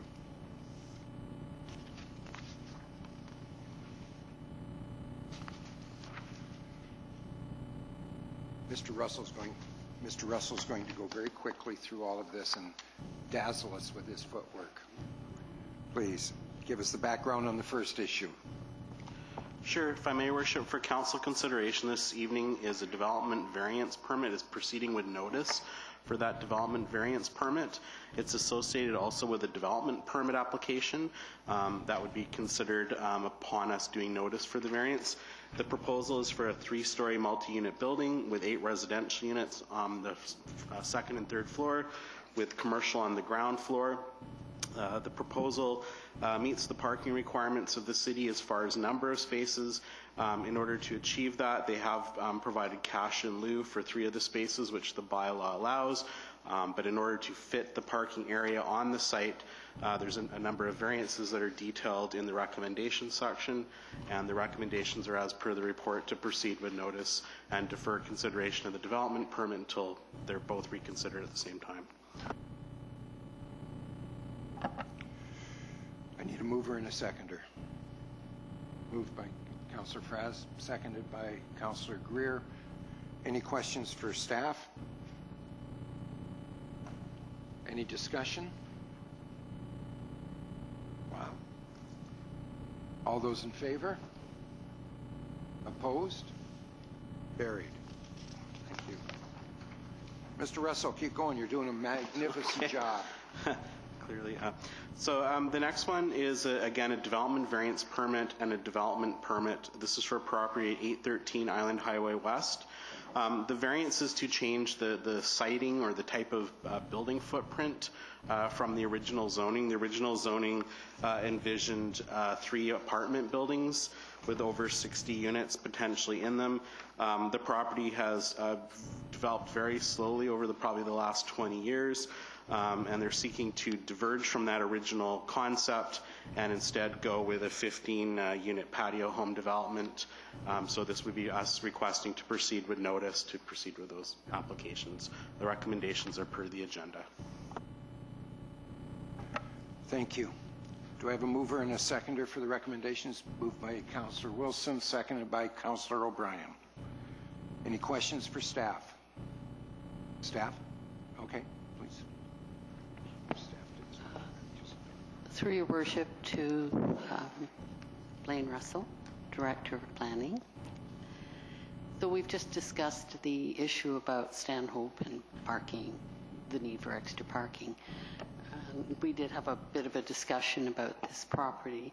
So what will happen now with parking on this property? Will they allow extra space, let's say for service vehicles and guest parking for that is not allowed on the other, or that is not available, let's say on the Stanhope property? How will that impact with, given that this whole area is going to be very tight? If I may, Worship, through to Councillor Wilson, they meet the bylaw requirements for parking, so they are providing the sufficient space under the bylaw, which is, in the case of this type of development, it works out to 1.5 spaces per dwelling unit. So they do have to meet those requirements. The specific units themselves are considerably far away from Stanhope Road. They're located primarily to the center of the site. So any overflow parking would have to be accommodated within the development itself. Councillor Patterson. Thank you, Your Worship, and through our CAO to our Director of Planning. In the recommendation, it says that Council defer consideration of the development permit until final consideration of the issuance of the above noted development variance permit. Do you, since you've been ongoing doing work with this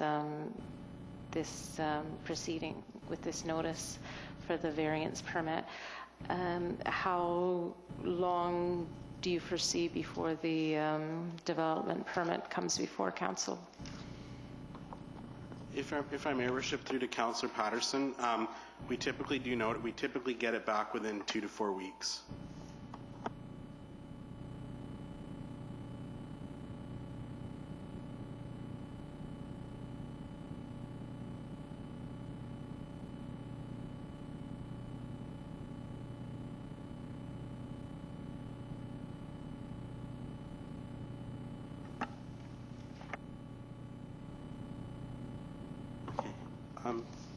If I may, Your Worship, the next application is a follow-up report for a rezoning application on the properties at 331 and 343 Moliette Street South.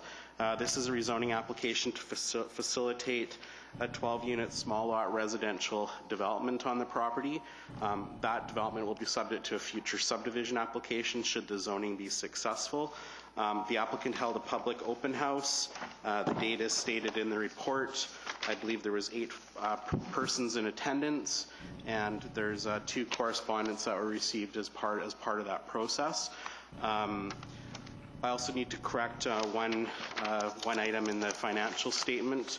The financial statement provides a total of $539,976,000 as basically the amenity contribution. That should be clarified. That amount is the total if the site is developed with the future subdivision.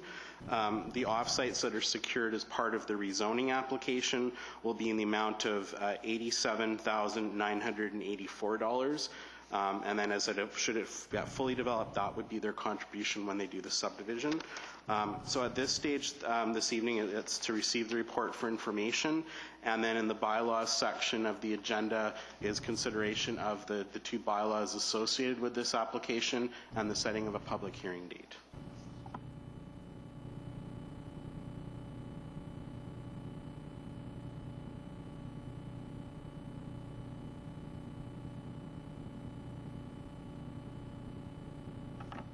Any discussion? All those in favor? Opposed? Thank you.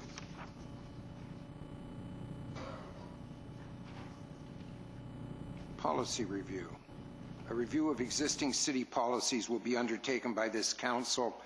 This ongoing review process will ensure policies are kept up to date in keeping with the best practices and are endorsed by council, who serve to represent the interests of the community. The first policy we're going to look at is reconciliation with First Nations, policy number 2.2B, 2.28, sorry. Mrs. Comas, I have your name on here. Yes, Your Worship. For the information of council, the greeting at the start of each council meeting was created in order to acknowledge and recognize the relationship between the City of Parksville and the Coast Salish people, primarily the Snunnos and Nanoose and the Qualicum First Nation in Qualicum Beach. We have worked with both nations for many years on joint projects of mutual benefit, and the council of the day wanted to publicly demonstrate their respect for this relationship. The greeting has been in place since 2015 and was formalized in policy in early 2018. Thank you. Is there any questions on this? I know that we don't have a motion, but it's just ask. Councilor Frass. My question is just in regards to the wording of it. It's my understanding that when it's talking about traditional territories, that it's leading to describe it that there's a treaty in place. Do we have a treaty in place here in Parksville? No, we do not. We have definitely found proof that this is traditional territory for both First Nations, but we do not have a treaty in place. Was the wording of this statement, was it coordinated with the bands and local bands? Yes, and with the, it's common to the other local governments around us, so it was coordinated through that process. Thank you. Any other quick questions? Councillor Greer. Thank you, Your Worship. I was on council when this was first introduced, and I believe At the time, the previous mayor did it on his own. I asked him the first night that he presented this that he didn't consult with council at all, and he said he didn't have to. So I took it that he didn't have to. However, I'm not in full agreement with it, and I'll probably bring something later as a motion on this subject. Thank you.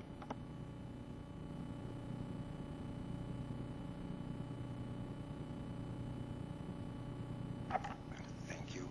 2 readings in advance to public hearing, Zoning and Development Amendment Bylaw 2018 number 2000.121, Recreation Cannabis Amendments. I need a mover and a seconder for this. Moved by Councillor Wilson, seconded by Councillor Frass. Discussion?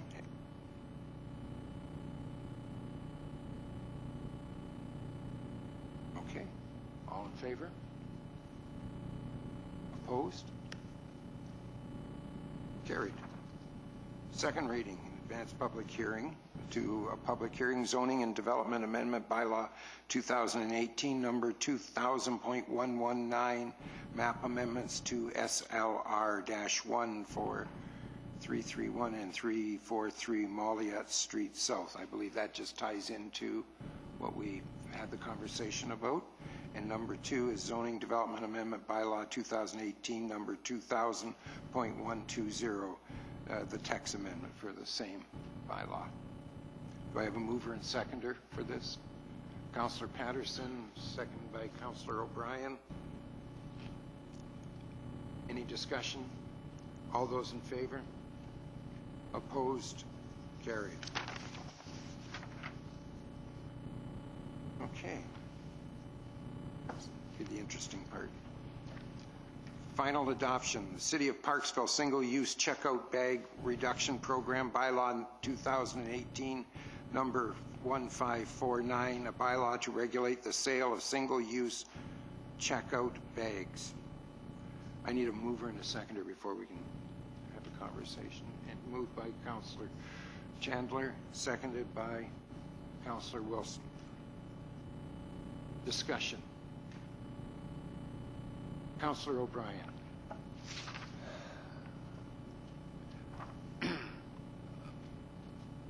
Through your worship, maybe a question to our CAO, or maybe Kiva. What I'm trying to do, I don't know if this is the time to do it on discussion on this, is a motion to postpone third reading, to conduct a committee of the whole meeting at a later date to consider new information and determine expected results and possible ramifications of this particular bylaw. I'm not sure how if you can tell me the procedure. Yes, you could. This is final adoption, yes. So it's not third reading. So yes, you could have a motion to postpone.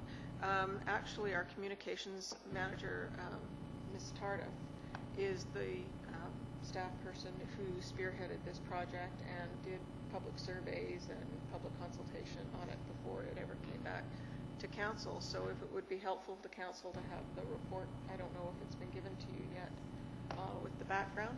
Oh, sorry, yes. You've had the background report. So if council does not wish to give final adoption tonight, you can certainly move a motion to postpone to a later date. Thank you. At this time? Not yet. But the motion to postpone is not debatable, so it would cut off all discussion. That's why I'm saying don't table it until we make sure everybody's had their say, and then we can do it. Any other discussion? I just have one. If this is so important, why have neither the provincial or federal governments taken it on? Our merchants will be at a distinct disadvantage to surrounding municipalities if we eliminate plastic bag usage and they can use plastic bags in Qualicum Beach or in Nanaimo or any place else. I just have a concern about that. Yeah, no, Qualicum's already done it. We're actually late to the table. Victoria started it, and then and it has gradually moved up the island. Qualicum Beach is doing it. what happened was the Plastic Bag Manufacturers Association took the City of Victoria to court, and so we postponed proceeding with it until we found out how that court case would go. The plastic bag manufacturers lost the court case, and so we brought it back to the previous council and carried forward with it. But it is in use within the region already. Sorry to interrupt. One of the things during my campaign, I made a commitment that I was adamantly opposed to taking on issues that were not municipal jurisdiction. I do not believe that the single bag usage is I know that the court said it was in a broad sense, but it's not something that we've got other battles to fight here. It's not something that needs to be. That's just my view, and that's all I will say. Councillor Greer. I would agree with the mayor on that. I don't think we should get involved with anything when it has to do with private enterprise, especially the businesses in this town, struggle as it is. I don't think it's up to council to put a lot of rules and regulations in. Business is tough, and I agree that we should stay away from things that have some effect on business. Just a comment. Having said all that, I'm prepared to accept tabling it. Oh, I'm sorry. Didn't see your hand up there. My apologies. Your Worship, to CEO Debbie Gomez, or actually perhaps it's to Corporate Sir Kiva Keller, either one. Is it possible that we could have an educational campaign about this? Your Worship, through to Councillor Wilson, we did. We surveyed the public. Actually, Ms. Tardif is responsible for this program, and she undertook an education and public consultation process. She can elaborate for you if you like. If I may, Your Worship, the date that this was to become effective was March 1st, so I was waiting until this evening and final adoption. But the plan was to, or is to, start the education process with the business license renewals that go out the first week in December. There would be a whole series of education pieces and an attempt with the businesses to make sure that people who are the customers understand that this is a city ban, that this isn't something that the businesses are imposing, that this is something the city's done, and we would take responsibility for that. There would be materials in the businesses, little tent cards or rack cards, so that they know. And then the fines with this don't take effect until March 1st, 2020.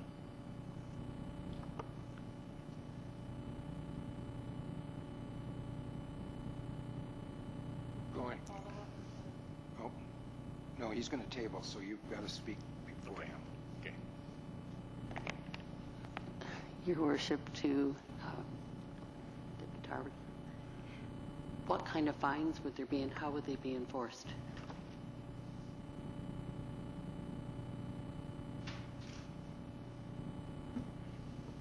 So in the bylaw, the penalties commencing March 1st, 2020 would be $150 per offense.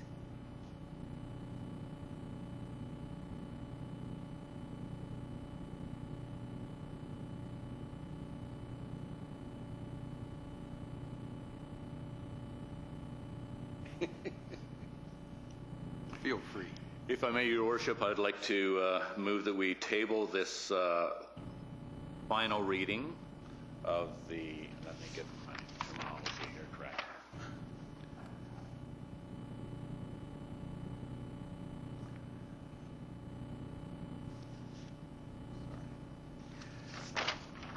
If we could table final reading of the City of Parksville Single-Use Checkout Bag Reduction Program Bylaw 2018, number 1549, to a later date.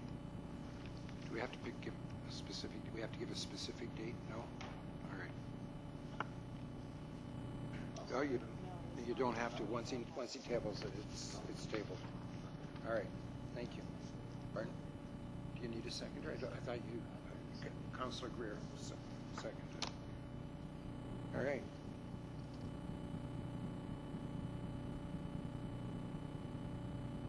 New business. The annual Bright Friday Christmas light up hosted by the Parksville Downtown Business Association is taking place this Friday, November 23rd at 5 p.m. by the clock on Morrison Avenue. At 5:30, the giant tree, sequoia tree, will be lit up, and there will be music, refreshments, and a visit from Santa. So that's an announcement at this point in time.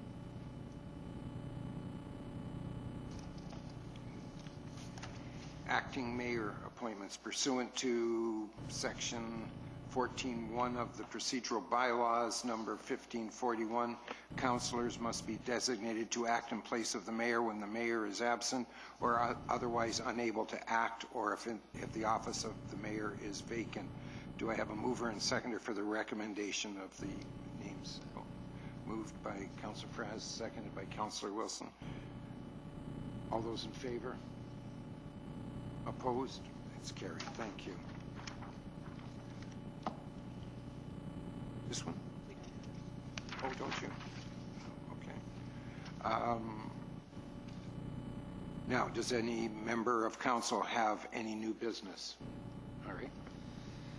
I'd like to move that staff be directed to amend Council Procedure Bylaw 2018, number 1541, to alter the current agenda submission deadline and agenda availability provisions in accordance with the provisions that existed prior to the adoption of bylaw number 1541.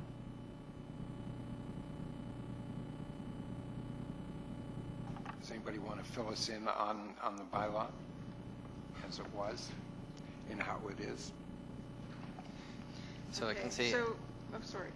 No, go ahead, Councillor Press. I was just going to say at the January 15th, 2018 regular meeting, Council had directed staff to amend a procedure bylaw to provide for Council's acquisition of meeting agendas at least 1 week prior to the meeting. And as a result, the bylaw 1541 was adopted on March 5th of 2018. This new bylaw, it sets the agenda submission deadline as to the Wednesday 2 weeks prior to the meeting, with agendas to be distributed 7 days before. However, with project delays that have been experienced, the result is of the newly implemented schedule, and in many cases, agenda submission deadlines fell on the same day as council meetings. So this meant that staff were unable to follow up on items at the next meeting, and by the time that the meetings occurred, deadline for the next meeting agendas have already passed. And so because of this, items have been delayed as a result of the new deadline. So this is why I'm asking for this amendment. Seconder for this? Justice. Are you second?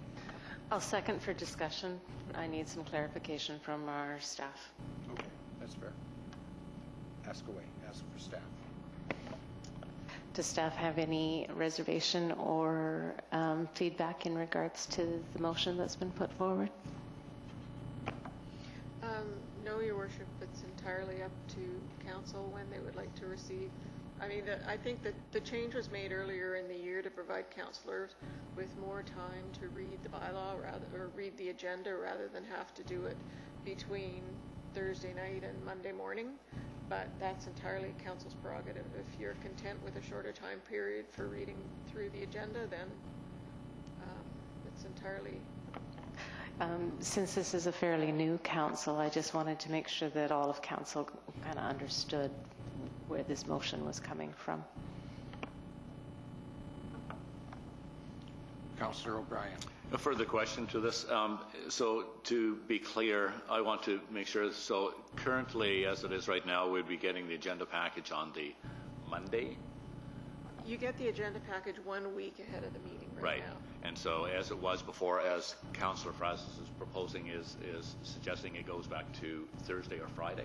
Well, it would come out to council Thursday afternoon, and then it goes public by noon on the following day, so noon on the Friday. So you would have, it would be in your unless there was something desperately late, it would be in your trays on Thursday afternoon, and you would have from Thursday afternoon till Monday council meeting to review your agenda. And this would be helpful to the staff, would it?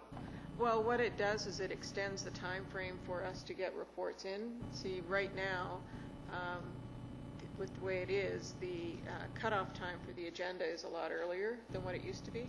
With the 3 days prior to council, it means our agenda cutoff is on, is it Tuesday at 4 p.m. or Wednesday? Wednesday at 4 p.m. So that gives staff quite a few extra days to prepare reports. So what would be the implication if we met partway as a compromise and instead of doing it on the Monday, we said on Wednesday instead of the Thursday? Would that be helpful? That would be fine. I mean, we would just back up our reporting date to the Tuesday. Right. So the Wednesday option could be considered? Yes, it could be considered. Thank you. Councillor Frass. He just spoke to what I was going to say there, just about the submission deadline. Currently, with it being 2 weeks before, if we have to bring a new item forward, that could push it into next month. So having the submission deadline closer to our meeting date just allows more to be brought forward later on, rather than delaying it further into next month. My turn. Oh, Councillor Greer, go ahead. I was just going to say that it's worked for us for a number of years now, coming out on Thursday, and I've had no problem with it. I was surprised when the other council put it so far forward or back, whichever way you want to look at it. But getting the report on Thursday or Friday is definitely fine with me. This has been probably since we started sitting around council tables. It was always due on Thursday for the council to have, going public on Friday. It's only been in the last few months where it has changed. Actually, I don't even think it's been in the last few months where this has changed.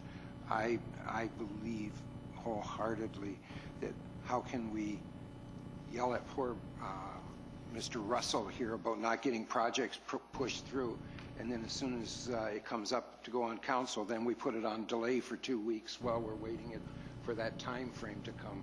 If we're going to be in a hurry to get things through, and if we want to push projects and get them done, then let's start taking the obstacles away that are causing these delays.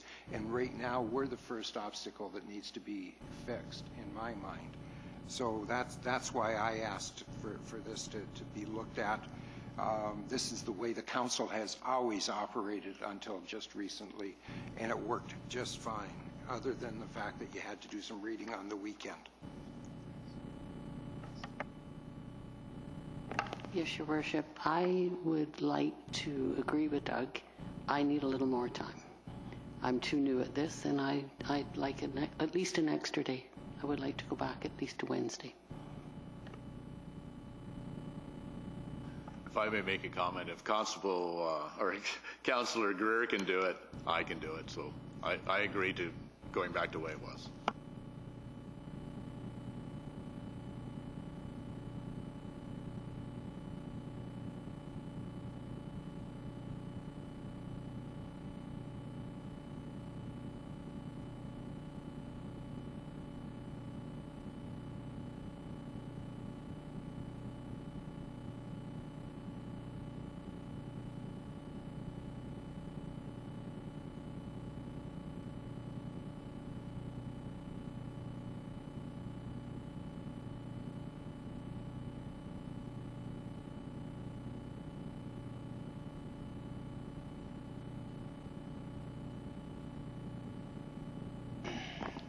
Notice of motion.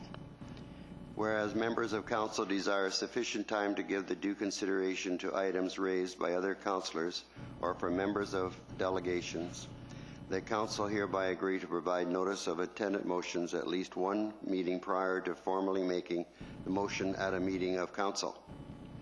That as an exemption to the notice being provided, a councillor may be granted leave to introduce a motion for immediate consideration with the approval of a majority of council members present.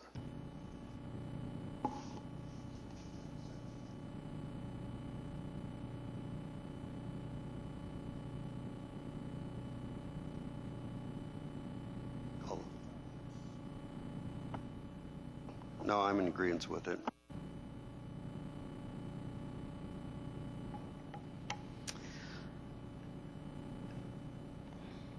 I'm going to vote against your motion because we only meet twice a month, and I feel that our residents would like an answer sometimes when we have a motion to put forward to the table, and it doesn't necessarily have to be resolved in that time period. As you have seen tonight, things can be tabled or referred to staff for feedback.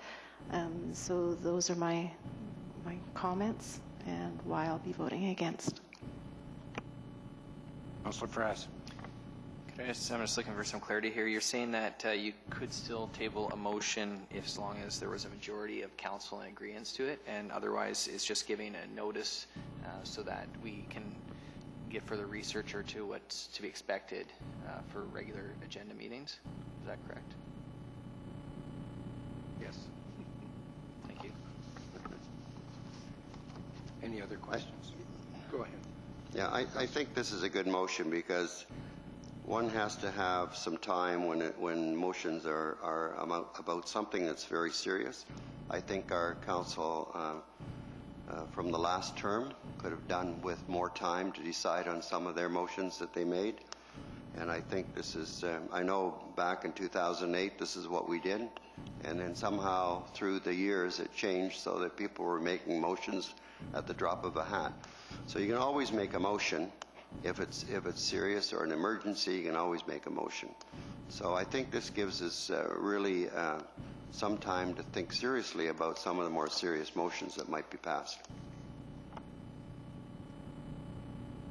Councillor Chandler, then Councillor O'Brien. Your Worship, I wanted to just clarify, when we talk about making a motion and having a majority of people allowing for that motion, does that mean 100% majority? Or are we talking? No, 51%. 51%. Okay.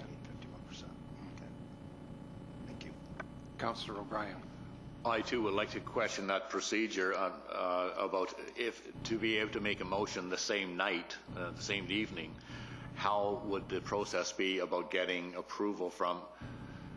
If I'm just going to make a motion to, paint the roof green, and I want to do it that night, how's it going to go to council? Are we going to say that I prepared to make this motion type of thing, and then it goes to a vote? How would that process work? I don't know what that looks like.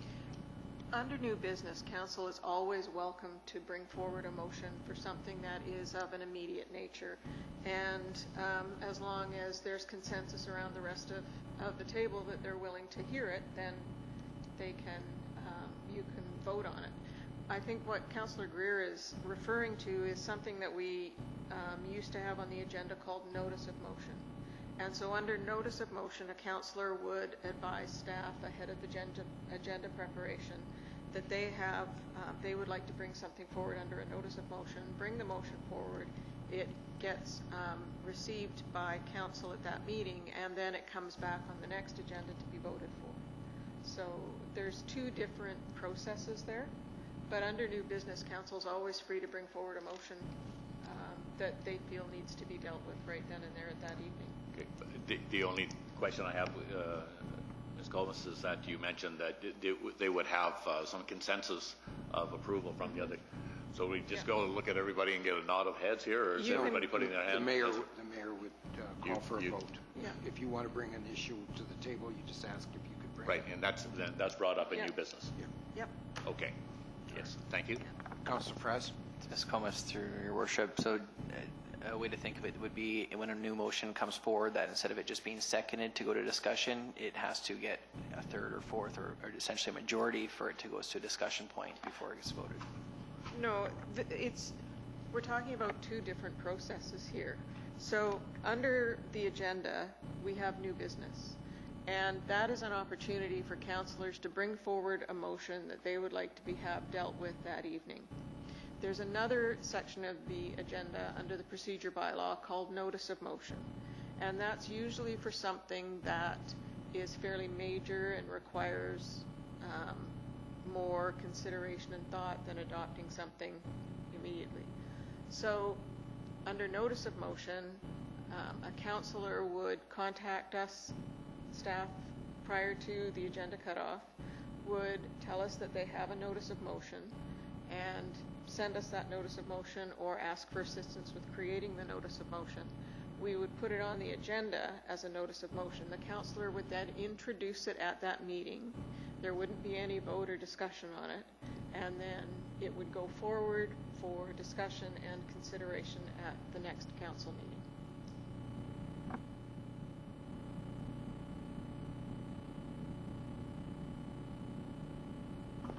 Hi, Your Worship. Getting into the process, thinking about this here, I originally had thought I'd want to delay it by a couple of weeks, and I don't see that there's any issues as long as we're able to still make a motion and on obviously on important issues. So I would support it.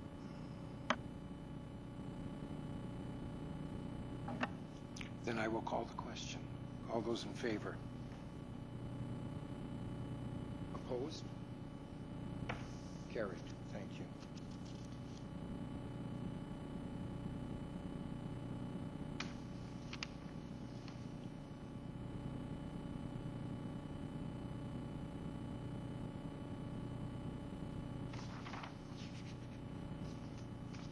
Councillor Wilson, I believe you have a motion.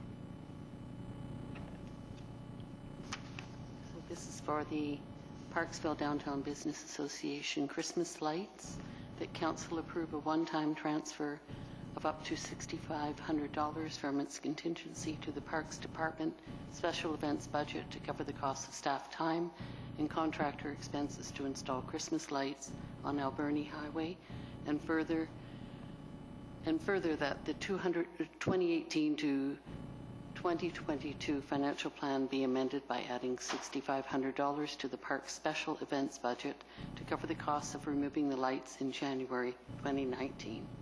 For the past 2 years, Council has supported the Parksville Downtown Business Association in seasonally decorating the downtown core by allocating funding as well as staff time and resources for the installation and subsequent removal of Christmas lights on the Alberni Highway.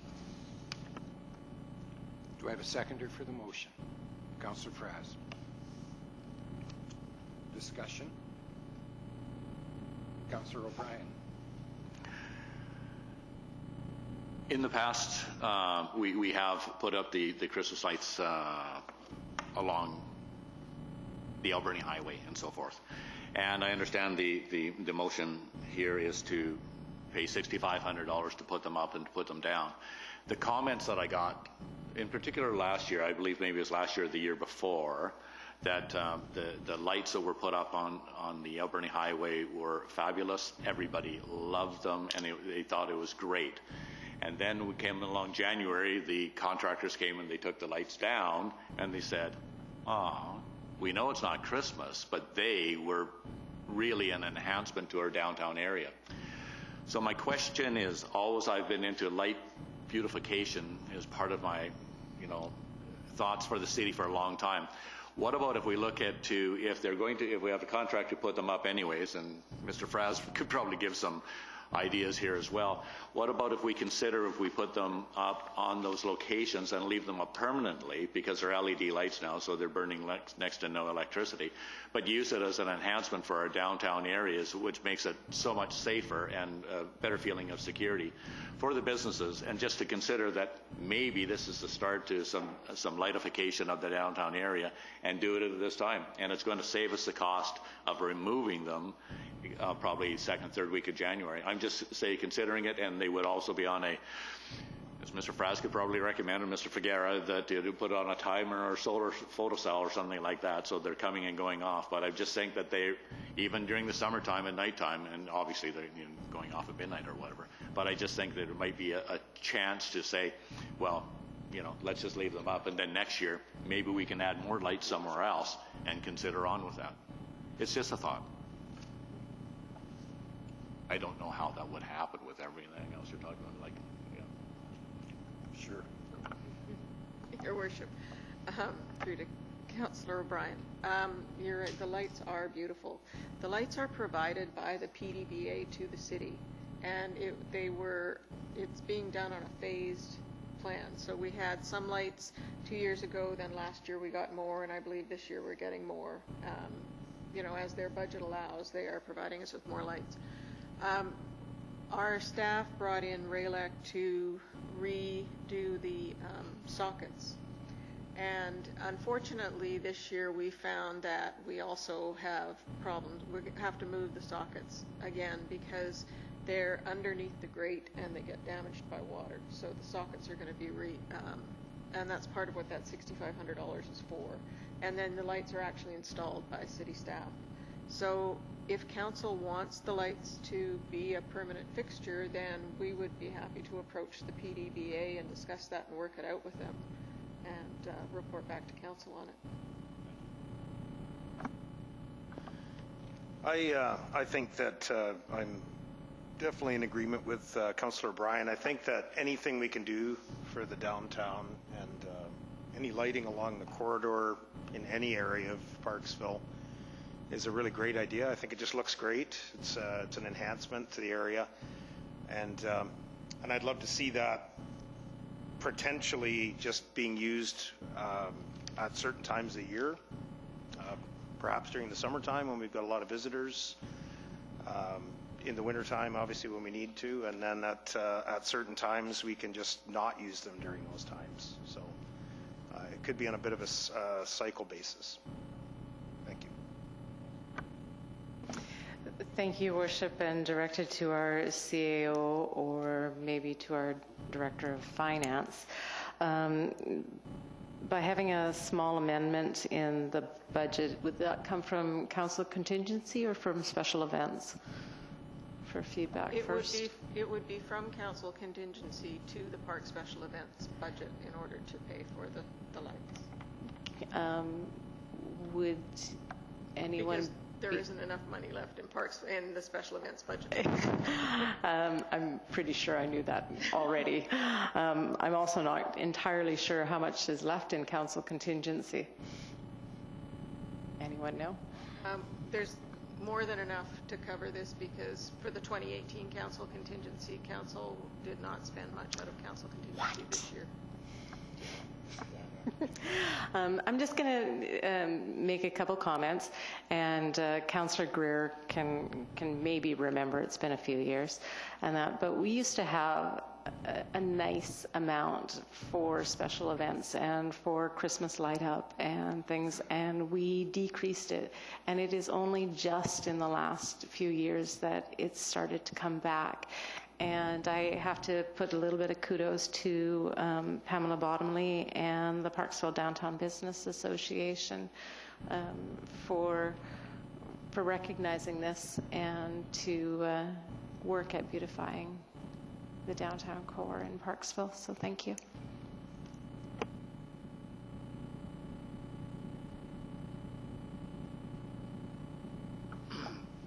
Through your worship, and to just clarify that the lights would be clear white, so they're not going to be like Christmassy lights in summertime. So just to be clear on that. But could I consider making a friendly motion adjournment to the motion that's already on the floor by a friendly motion amendment? I'm making this up as I go, guys. So as for Councillor Wilson, so. Your Worship. Yes. Well, or Your Worship, if we could adopt the motion that's on the floor, and then arising from that, if Councillor O'Brien could move a motion that directs staff to approach the PDBA to discuss the possibility of permanent lighting on the Alberni Highway. I understand. Thank you. Yeah.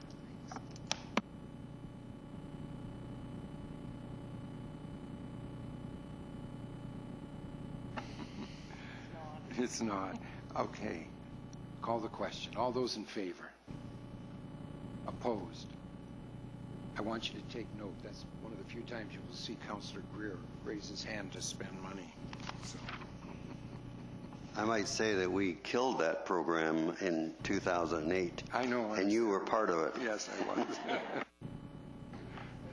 Oh. Special business. Excuse me. Yes, sorry. Oh, you're going to... I would like to propose a motion arising, if I may. Oh, sure. I'm sorry.